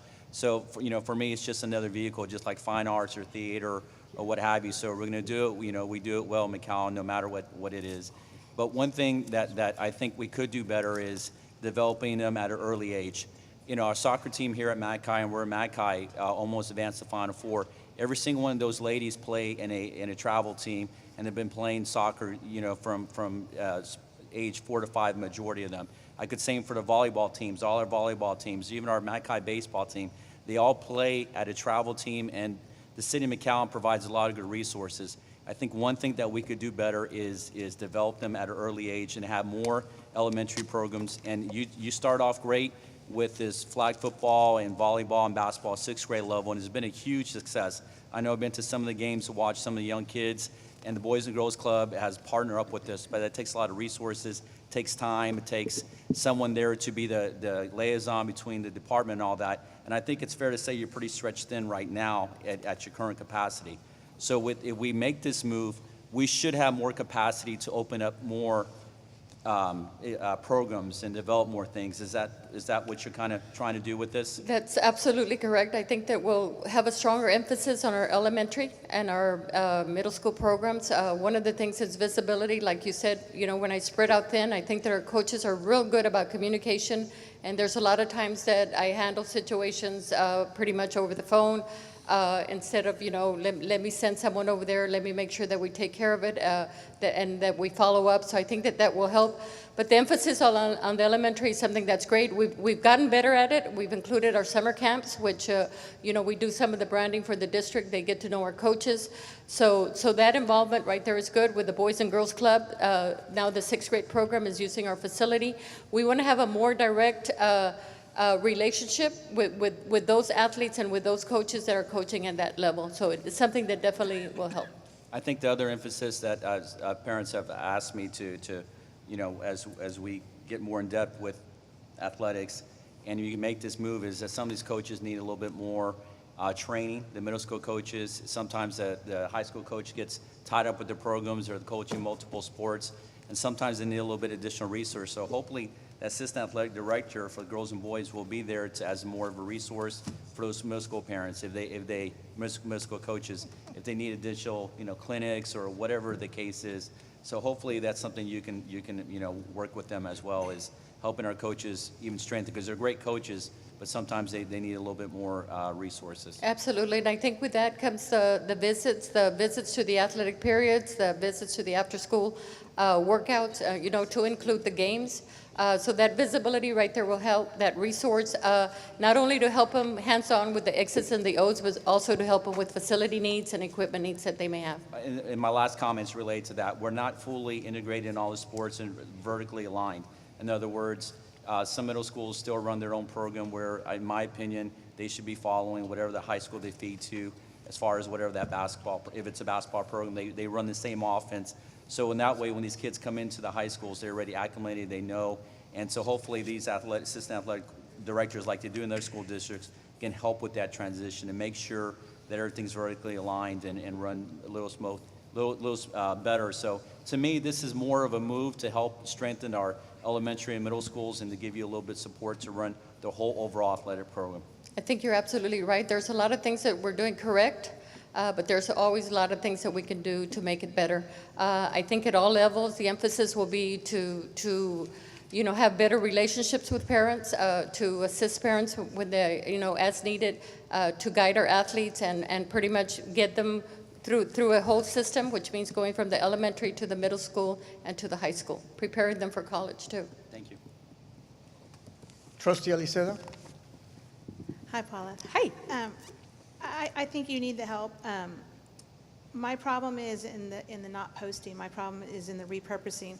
In my mind, the position of the girl athletic coordinator ceases to exist, and so that job's no longer there. So in my mind, anybody who wants to apply to be the assistant athletic director, it should be a fair and open process.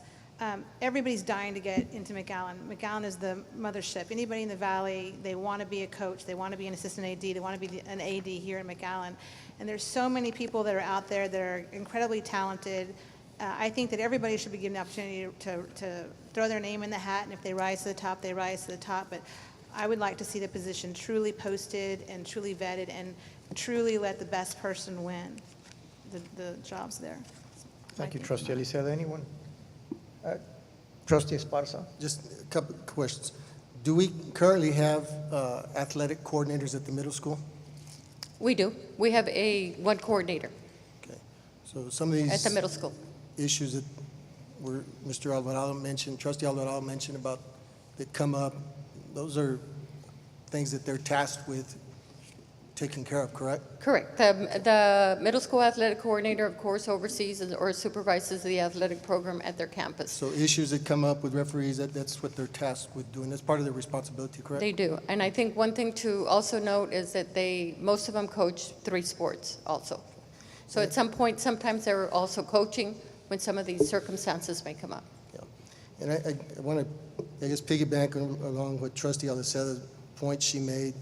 You know, there's nothing, I think we should post these positions and let anybody who's qualified apply for the position. I think there's nothing more demoralizing to employees to a position open up and they not even be allowed to apply, or it's already promised to somebody. I mean, it just sounds like we're playing favorites to people and not giving everybody an opportunity. People who may be qualified may be a little bit more eager to take the position or do a better job, and we'll never know because it's promised already to somebody. So I think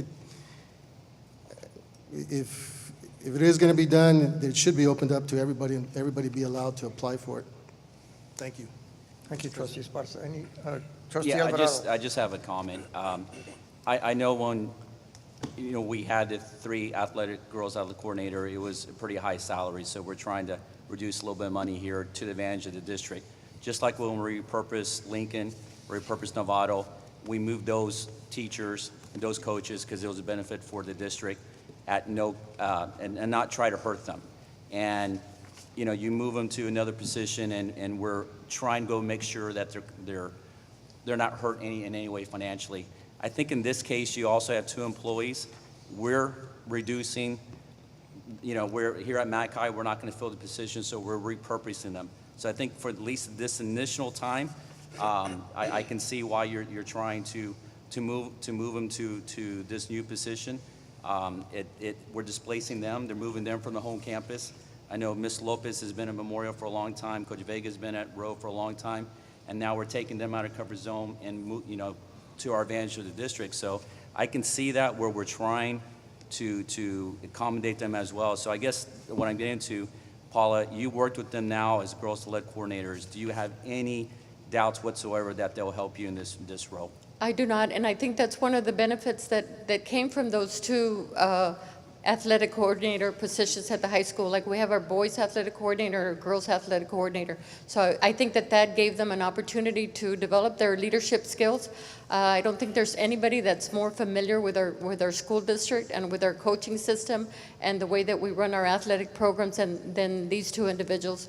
So I think that their athletic coordinator position has prepared them for the next step, which would be an assistant athletic director. Dr. Gonzalez, if we open it up and these 2 individuals do not get the job, what's the plan then?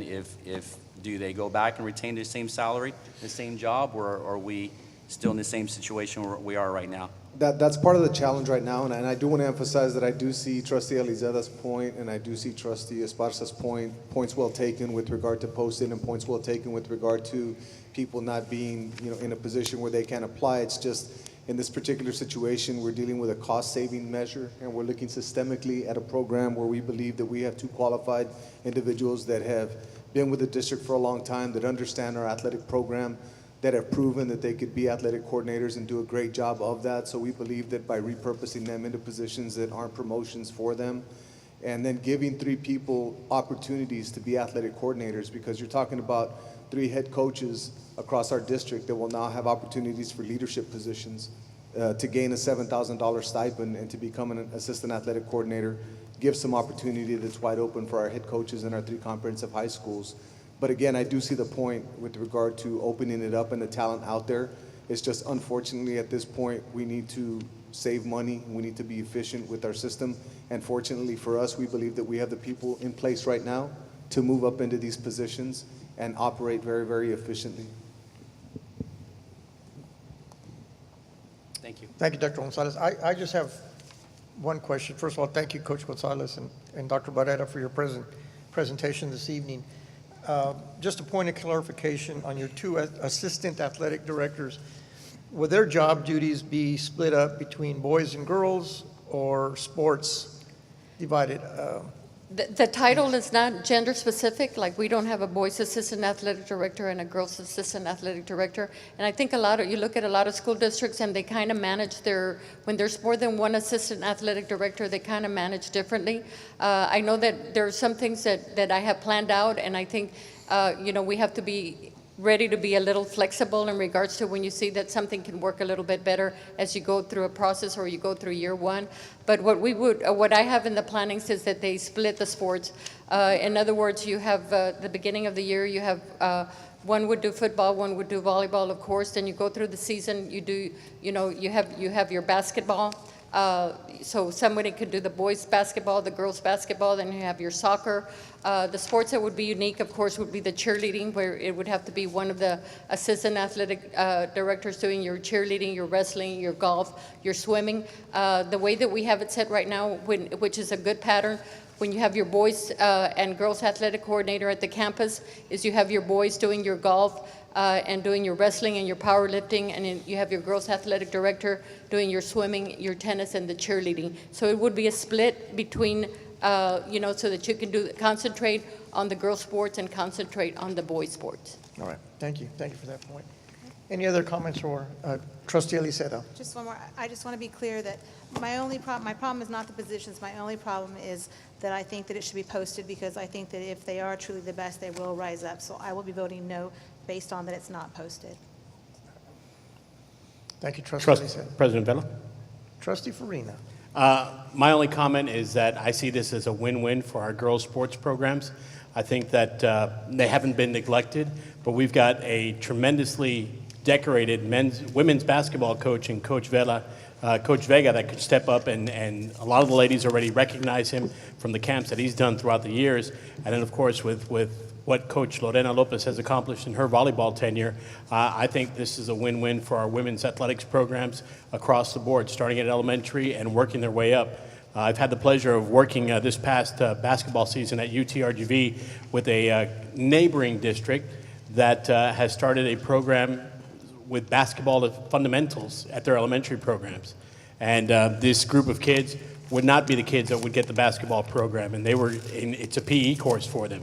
And these little group of ballers would come out to each of our basketball games and demonstrate, much like we do our elementary showcase. They would showcase the talents that they've learned being a part of this ballers group at the basketball game. So I think it's just a way to build a foundation, and at the same time, it's a win-win for our women's sports. Thank you, Mr. President.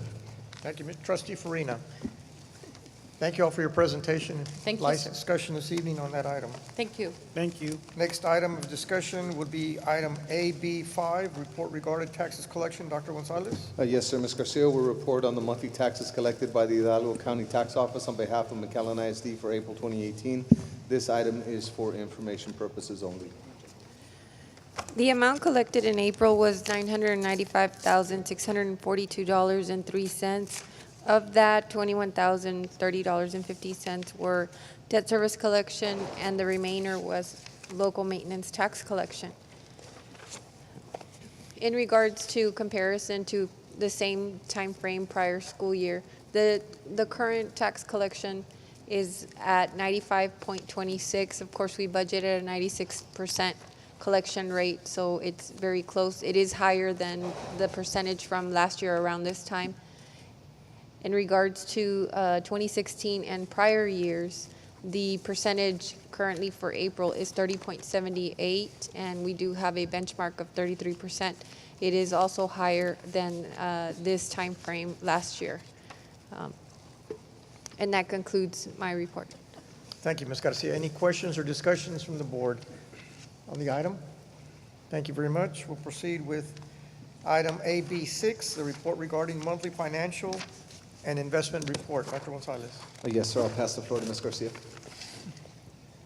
This report is a monthly report provided on the financials of the district and as well as the investment report. Board policy requires that this report be done at least quarterly, but as per board direction, we are bringing this on a monthly basis. The information provided is a comparison of the general fund budget to revenues, expenditures, and encumbrances, and that is the first worksheet of this report. As you can see, column C is the approved budget as per the latest budget amendment of, through April 30th, 2018. Revenues are listed at $234,824,682, and then our expenditures are at $243,456,234, and the difference, the increase is due to assigned fund balance projects and also contributions from the various program fund balances as well. Year-to-date actuals in terms of revenue are at 181 million, with still 53.6 million pending to be received by the district. Expenditures for the period, through the period, are 194.2 million, with still 49.2 pending to be completed. So the revenues under the expenditures are 13 million, and which leaves for a preliminary ending fund balance for the period of 73.7 million. The subsequent report attached is the monthly investment report, and happy to report that, of course, as revenue interest rates continue to be very favorable for the district's investment portfolio. The average yield to maturity for the period is 1.656. We do use the 6-month Treasury bill as a benchmark, which was at 1.98. The graph displays the distribution between the various investments that the district holds, and as you can see, it's very well diversified. The non-cash portion of the portfolio is yielding 1.51%. And this summary provides the interest earnings for the period at $157,922.04, bringing the fiscal year-to-date total to $1,132,415.80. And that concludes my report. Thank you, Ms. Garcia. Are there any questions or comments from any trustee on the board? Thank you very much, and we will proceed to action items. Action items in closed session. Action item A, approval of human resource recommendations. Dr. Gonzalez? Or Dr. Gonzalez? Yes. Ms. Garcia will present, we're on monthly financials. I have on 9A, approval of human resource recommendations. Okay. So then I'll turn the floor over to Mr. Todd Miller. Human Resources has submitted a list of recommendations for the 2018-2019 school year under separate cover for discussion during closed session. So moved. Second. It's been moved by trustee Florina and seconded by trustee Alvarado. Any discussion on the item? All those in favor signify by saying aye. Aye. Opposed, same sign. Motion carries 6-0. Item 9B, human resource employee resignations. That item was for information purposes only. Yes, sir. Human Resources has submitted a list of resignations for the 2017-2018 school year under separate cover for discussion during closed session, and this item is for information only. No action is required. Items 9C, pending and/or potential litigation. No report. Thank you, Mr. Crane. And 9D, possible real estate acquisitions. No report. Thank you, Mr. Crane. We'll proceed to item number 10 on our agenda this evening, instructional services, instructional leadership, human resources, district operations, business operations, and Board of Trustee items. Item A, instructional services items. Dr. Gonzalez. Yes, sir. The agreement between McAllen ISD and Loving Angels Child Development Center allows 3- and 4-year-old students enrolled at this daycare to be duly enrolled in the McAllen ISD schools and receive educational services, and we are requesting action on this item. Move to approve. Second. Okay, who moved? Down there, aren't we? It was moved by trustee Florina and seconded by trustee Suarez. Any questions or comments on this item? Hearing none, all those in favor of the item signify by saying aye. Aye. All those opposed, same sign. Motion carries 6-0. Item 10A2, approval of memorandum of understanding between McAllen ISD and Rima's Learning Center. Dr. Gonzalez? Yes, sir. The agreement between McAllen ISD and Rima's Learning Center allows eligible 3- and 4-year-old students to be enrolled in this daycare and to be duly enrolled in McAllen ISD schools and receive educational services, and we are requesting action on this item. Move to approve. Is there a second? Second. It was moved by trustee Farina and seconded by trustee Suarez. Any questions or comments on this item? Trustee Suarez. Is there any difference between the requirements that they're going to have versus the Loving Angels Child Development Center? No, sir, it's exactly the same. Perfect. Any additional comments or questions? Hearing none, all those in favor of the item signify by saying aye. Aye. Opposed, same sign. Motion carries 6-0. 10A3, approval of memorandum understanding between McAllen ISD and South Texas College. Dr. Gonzalez. Yes, sir. Achiever College High School at South Texas College was established in the fall of 2008. The high school is in its 10th year of existence. For the 2018-2019 school year and onward, Achiever College High School will be housed in a new location at Lincoln campus. We are requesting action on this item. Is there a motion to approve? Been approved, okay, been moved by trustee Aliceda, second by trustee Suarez. Any questions or discussion on this item? Mr. President. Trustee Farina. Thank you, sir. I just want to make sure that when we have our students that will be transitioning from Achieve Early College High School at Lincoln to STC, that there will be some sort of transportation, whether it be the Jaguar Express, or is that something that the district has to provide? Yes, sir. Right now, we're working with STC. We will provide a shuttle system, whether it be a district transportation mode or a STC. We're back and forth on that, but what we do know is that we will have shuttles moving. Excellent. Thank you, sir. I just have a comment for Trustee Dr. Gonzalez. Alvarado. And it came up in our committee meeting with Dr. Ibarra. Dr. Gonzalez, with the opening of this new school, I guess at the new campus, is there any discussion about possibly doing a ribbon cutting or anything like that? Is that warrant? I mean, I don't even, it does, it's just a suggestion that came up, just because it's a new campus, new name, you know, that type of deal. Yes, sir. We did talk about that in our executive leadership team meeting today, and we do think that that is something that we should do to celebrate this new endeavor. It's just a new endeavor, right? It's a new campus, so absolutely, we want to celebrate this. We know it's good for Achiever Early College High School, so we'll be setting a date so that we can have a celebration, and I don't know if we'll call it a ribbon cutting, but some kind of opening for it. Right. Thank you. Yes. Thank you, trustee. Any further questions or comments? Mr. President. Trustee Saldivar. Thank you, sir. Just for clarification, this location of repurposing a middle school, which was Lincoln Middle School, Abraham Lincoln Middle School to be specific, to Achieve Early College High School at Abraham Lincoln facility is actually a high school, isn't that? So it's really a high school campus for us at McAllen ISD. Yes, sir, that is correct. And I also like to allude that this is also found on our facilities master plan, page 3, under standard 4, the repurposing of Lincoln Middle School to Achieve Early College High School. That's correct. Thank you. Thank you, Mr. President. Thank you, trustees. It's been moved and seconded. All those in favor of the item signify by saying aye. Aye. All those opposed, same sign. Motion carries 6-0. Item. We're back at full strength, sir. Yes, sir. 7. Did you I'm vote? here.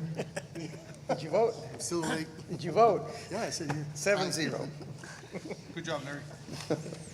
10A4, approval of revision of previously approved 2018 summer school programs. Dr. Gonzalez. Yes, sir. 3 programs, the Community Youth Development Program, Robotics Camp, and STEAM Plus Camp are scheduled at Lincoln Middle School. Due to repurposing of Lincoln, the site has been changed to Cathy Middle School, and we are requesting action on this item. It's been moved by Trustee Aliceda and seconded by Trustee Alvarado. Any comments or discussions on this item? Mr. President. Trustee Farina. My question is for Mr. Trevino. I know that he's comfortable in his auditorium seat from the original 1962 campus here at Mac High, but I'm going to stall and give him a little time to get to the microphone so that he can answer my question. 64. Thank you, sir, for that clarification, 1964. Mr. Trevino, has the move for summer school sites Have you had a chance to overlook it? Will that interfere with any of the regularly scheduled maintenance that we have going on at the programs? We're good to go. Everything's been discussed with FMNO. This particular move, we previously discussed it a couple weeks back, and it will not interfere with anything going on at Kathy. I'm sorry I made you get up, sir, but I appreciate it. No problem. Any further comments or questions on the item? All those in favor of the item signify by saying aye. Aye. All those opposed, same sign. Motion carries 7-0. Thank you, Mr. Esparza. Mr. Espada's mic on. Next item for approval is item 10A5, approval of bid number 2018-19. Dr. Gonzalez? Yes, sir. The district utilizes this bid to purchase musical instruments, electronic equipment, accessories, and elementary music instructional resources for students and staff on an as-needed basis, and we are requesting action on this item. So moved. It's been moved by trustee Suarez and seconded by trustee Aliceda. Any questions or comments on this item? Hearing none, we'll proceed to a vote. All those in favor of the item signify by saying aye. Aye. All those opposed, same sign. Thank you, trustees. Vote carries 7-0. Item 10A6, approval of instructional material allotment. Dr. Gonzalez. On an annual basis, the district must certify that the district's technology and instructional materials allotment is used for allowable expenses, which collectively cover the elements of the Texas Essential of Knowledge and Skills, and we are requesting action on this item. So moved. It's been moved by trustee Suarez and seconded by trustee Aliceda. Any questions or comment on this item? Hearing none, we'll proceed. This has three parts. Is this the one? Yes, it has three parts. Each one has to be read. Okay, so I move to approve all three parts. Should you read them, Mr. Crank? I think we need to take each one separately. Separate? I move that the Board of Trustees certify that the district's IMA is used only for the resources allowed by the Texas Education Code 31.0211. Second. It's been moved by trustee Aliceda, seconded by trustee Suarez. Any questions or discussion on Part A of this item? Hearing none, all those in favor of the item signify by saying aye. Aye. All those opposed, same sign. Motion carries 7-0. I move that the Board of Trustees certify that for the current school year, the district has instructional materials that collectively cover all elements of the Texas knowledge and skills of the required curriculum identified as in TEC 28.002, other than physical education for each subject and grade level, TEC Code 31.004. Is there a second? Second. It's been moved by trustee Aliceda, second by trustee Furina. Any questions or comments on this item? Hearing none, all those in favor signify by saying aye. Aye. All those opposed, same sign. Motion carries 7-0. I move that the Board of Trustees certify that upon request, McAllen ISD will provide to the State of Education any public information for any instructional materials requisitioned or purchased for the district with IMA funds, TEC 31.101. Is there a second? Second. Been moved by trustee Aliceda and a second by trustee Furina. Any questions or comments on this item? Hearing none, all those in favor signify. Did you say? I'm in favor, sorry. You got to vote. I got ahead of you, I'm sorry. All those in favor of the item signify by voting, what'd you say? By saying aye. By saying aye. Aye. Aye. All those opposed, same sign. Motion carries 7-0. Trustee Suarez challenged me to get out of here by 10 o'clock, so I'm trying. Ooh. Next item. I have a few questions. Next item, 10A7, approval of request for offers 2017-160. Dr. Gonzalez. Yes, sir. The district utilizes this contract for the sale of used technology and electronic devices. We are requesting action on this item. So moved. It's been moved by trustee Aliceda. Is there a second? Second. Trustees, seconded by trustee Alvarado. Yes, sir. Thank you. Any questions or comments on this item? All those in favor of the item signify by saying aye. Aye. All those opposed, same sign. Aye. Motion carries 6-1. Next item, 10B1, approval of salary increases for school year 2018-2019. Dr. Gonzalez. Yes, sir. The establishment and approval of salary increases is part of the annual budgetary process, and the recommended salary increase for the teacher and librarians is a minimum of $800. The recommended salary increase for non-teaching professionals and paraprofessionals and auxiliary staff is 1% from their midpoint, and we are requesting action on this item. I move that the Board of Trustees approve salary increases for school year 2018-2019. Second. It's been moved by trustee Aliceda and seconded by trustee Suarez. Is there any questions or discussions on this item? Hearing none, all those in favor of the item signify by saying aye. Aye. All those opposed, same sign. Motion carries 7-0. Item number 10B2, approval of internal audit data analyst job description. Dr. Gonzalez. Yes, sir. Administration reviews all positions to maximize operational efficiencies. We have identified the internal audit department requires a dedicated data analyst in order to obtain the information needed from the district's data systems for reliable and accurate internal audits, and we are requesting action on this item. Move to approve.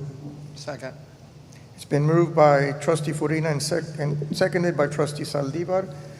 Any questions or discussions on this item? I have a question. Is this a repurposing of somebody, or is this doing away with the job and repurposing to another job? Or Yes, is this gonna be what we have posted? right now, we have a position in which a person in the Department of Technology has submitted a letter of resignation. So we're going to take that position and we would shift that over to the internal audit department so that we wouldn't be creating an additional position. And that's how we're going to make this happen. We believe it's very important to have that position with regard to how we're moving forward and the challenges that we're seeing with, I guess, the need for that expertise in that division. I see the need for the job.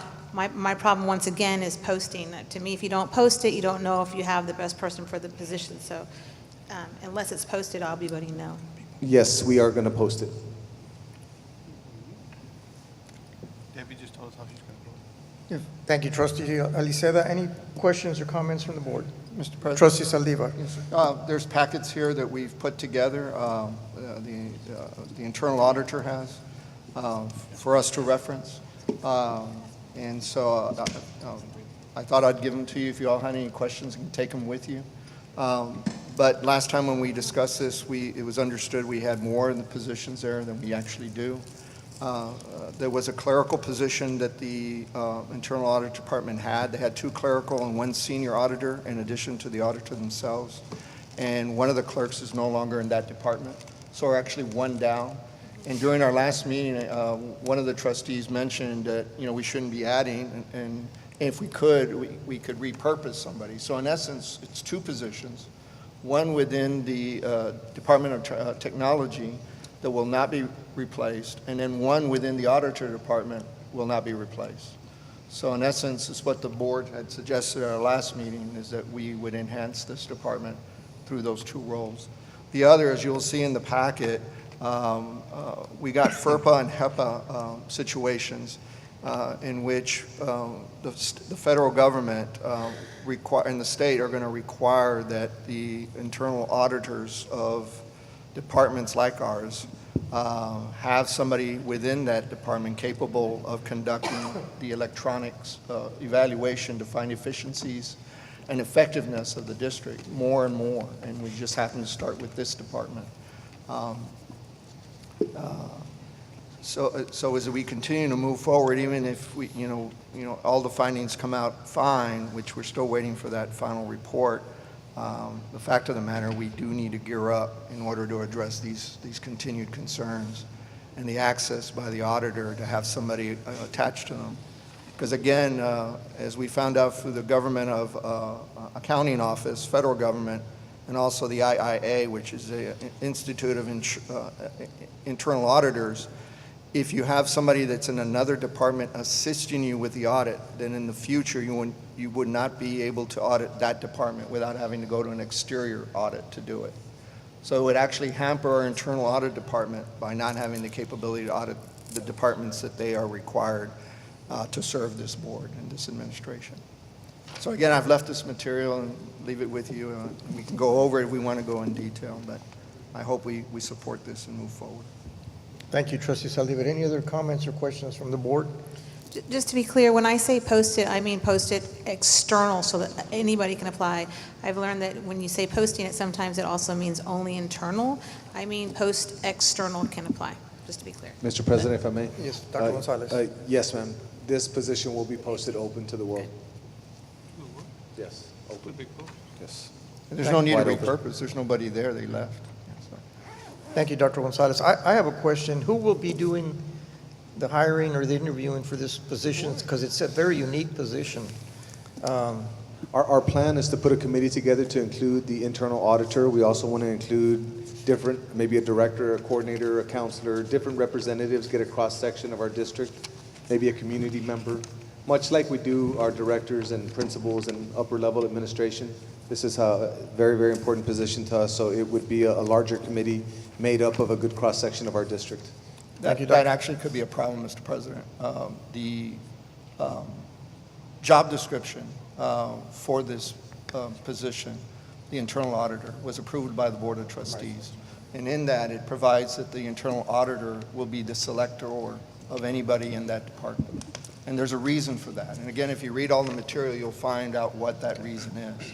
This board has to have confidence that that internal auditor is working independent on the district's behalf in its oversight of state and federal funds. And so they're the only one, according to the job description, that can make that determination. Now, they would make a recommendation to the superintendent, and the superintendent ultimately makes it to the board. And if we have concerns, we can address it with the internal auditor. So it is a little bit different from the way. So then, based on that information, we have to call an audible, look at it more closely. That was our original plan. I wasn't aware of that, but I just want to make sure that it is open and we do take a good look at it. And if that's the direction that we need to do, then that's what we'll do. Yeah. Appreciate that information, Trustee Saldivar. Yes. Trustee Suarez.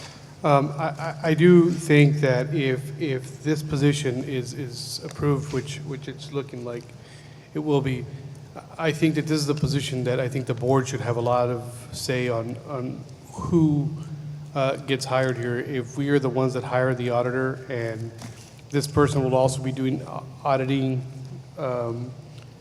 certain departments, it behooves us that the board select a person, or either the audit committee or the board.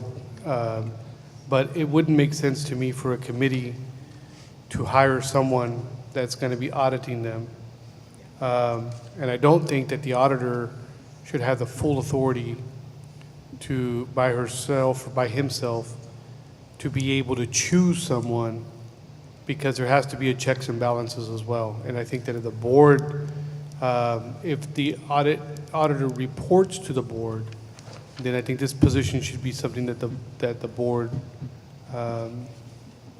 takes a lot of consideration in, and more importantly, let the board decide who this person is. Just my Mr. President, if I may. Yes, Trustee Saldivar. Again, it's interesting that we want to take that action, being that the board approved in 2016 the job description. And the job description, just like any department head, has that the department head makes their selection. And that's, now ultimately the board has to approve it through a recommendation of the board. Now there's other staff members there that again, the auditor has made selection, the recommendation of the superintendent, and then it comes to the board for approval. So that's the check and balance. They're not making the hiring, the board is hiring. But just like we don't select the senior auditor, we don't select the clerks in there for any department, even the internal auditor, that's the process that we put in play. Now, if we choose as a board that we don't want the internal auditor to have that authority, then we have to check to see within the institutions that we utilize to govern the internal, because it's not our decision. It's the state mandates that at a certain level of population, student population, I think it's above 5,000, you have to have an internal auditor mechanism. And so all of these have been put into play. And again, these packets will explain it. This isn't everything. These are highlights to help us better understand what the role of the internal auditor is. The really sad thing is we've had an internal auditor in play, and I've been on the board for 7, 8 years and been on the internal audit several times. But as we're going back and reviewing the body of work, the internal auditor never got into the departments. And that's concerning until this situation arose, and you'll see how it arose. And it wasn't the internal auditor, and it wasn't the committee that brought this to the auditor's attention. It was the superintendent. And so, and that's fine. I mean, that's a mechanism in play. That's check and balance. But, again, I think, we are a body of rule of law, and we should follow the Government Accounting Office requirements. We should follow the Institute of Internal Auditors. And we also need to realize, too, that the internal audit within the job description is supposed to assist the external auditor in its assessments of the district. And so that's about to start, is my understanding. The external auditor is about to do the work of, and so some of the work that has been taking place already will be part of that external audit review as well. And that has to go to TEA once a year. The findings of the internal auditor verified by the external auditor going to TEA. So those are all the checks and balances that go into play. So. I just have a quick comment, and I appreciate everyone's comments. I think one thing, though, if the auditor does do the interview, the audit committee could probably help with just at least screening the applications or being your sounding board. That's fair. Okay. Okay, it's been moved that we approve the internal audit data analyst job description this evening, and to my understanding, it will be posted to the world. The ultimate decision would be a recommendation by the internal auditor to the superintendent of the school district, and he'll bring it forward to the board for approval, and the audit committee and/or select board members, if you will help in the probably the selection process for those that will be interviewed for the position. Or probably monitor and review. Monitor and review. Having said that, all those in favor of the item signify by saying aye. Aye. All those opposed, same sign. Motion carries 7-0. Thank you, board. We move on to item number 10C1, approval of competitive seal proposal 2017-176. Dr. Gonzalez? Yes, sir. The district solicited competitive seal bid proposals for the fencing project at Michael E. Fossum Middle School, and we are requesting action on this item. Second. It's been moved by trustee Suarez and seconded by trustee Farina. Any questions or comments on this item? Hearing none, all those in favor of the item signify by saying aye. Aye. Opposed, same sign. Motion carries 7-0. 10D1, we have already had. 10D2, approval of request for offers 2018-034. Dr. Gonzalez. Yes, sir. The district solicited offers for the McAllen Veterans Memorial Stadium scoreboard sponsorship and advertising, and we are requesting action on this item. Second. Been moved by trustee Suarez and seconded by trustee Farina. Any questions or comments on this item? Hearing none, all those in favor of the item signify by saying aye. Aye. All those opposed, same sign. Motion carries 7-0. Thank you. Item 10D3, approval of request for offers 2018-33. Dr. Gonzalez. Yes, sir. The district solicited offers for the McAllen Veterans Memorial Stadium scoreboard sponsorship and advertising, and we are requesting action on this item. It's been moved by trustee Suarez. Is there a second? Second by trustee Alvarado. Any questions or comments on this item? Mr. President, I do. Please. Dr. Trustee, Norma, is this yours? Who is, what is, it just says Lucy Franco LLC. What exactly is it? It's the premier one, right? Premier. What kind of business is that, do you know? It's a clothing store. I'm sorry? Clothing store. Clothing store? Okay. It's wedding and quinceañera couture. Sorry? Wedding and quinceañera couture. Okay. Nice, I need a discount on that. Would you bring me one to sign next time you see me, please? Just want to make sure. Would you bring me my contract next time so I can sign it? Because I keep forgetting to bring it with me. Okay. Thank you. Bring 2 or 3. You might want to sign those 2. The item, all those in favor of the item signify by saying aye. Aye. Opposed, same sign. Motion carries 7-0. Item 10E, Board of Trustee items. Appointment of member of the Board of Trustees to the Board of Directors for the McAllen Education Foundation. Do I hear any volunteers stepping forward? It's you serving as president, and you're asking for somebody else. That's correct. I'd be happy Do you want to do it? Everyone seems to agree that trustee Aliceda would be a good choice. I move that we nominate trustee Aliceda to be And I'll our second. representative. It's been moved by trustee Saldivar and seconded by trustee Alvarado that Debbie Aliceda serve alongside myself on the McAllen Education Foundation Board. Any questions or discussions on this item? All those in favor of the item signify by saying aye. Aye. Opposed, same sign. Motion carries 7-0. Congratulations. Thank you. Item 10E2, approval of Board of Education minutes, Board Workshop, April 18th, 2018. Board Workshop, April 23rd, 2018. Regular Board Meeting, April 23rd, 2018. And Special Board Meeting, April 23rd, 2018. Is there a motion to approve? So moved. It's been moved by Trustee Suarez and a second by Second. Tony Farina. Trustee Farina, all those in favor of the item signify by saying aye. Aye. Motion carries 7-0. Schedule of future meetings. June 4th, we're going to have a workshop, is that correct? Yes. June 4th, regular, workshop, boardroom, 2000 North at 11:30 in the morning, right? Yes. Okay, it'll be scheduled for 11:30 that morning. B, June 11th, board workshop, 11:30 PM, boardroom. And that's all we have for those meetings. Any other items before the board? Is there a motion to adjourn? So moved. It's been moved by Trustee Suarez to adjourn. Is there a second? Second. Second by Trustee Farina. All those in favor of the item signify by saying aye. Aye. All those opposed, same sign. Motion carries 7-0. 10:01? 10:01. I didn't do it. I'm sorry, guys. You didn't get You it at did. 10 o'clock. You did it. Appreciate everybody's input this evening. Thank you, guys. This meeting is adjourned. Don't forget, we're back here tomorrow night.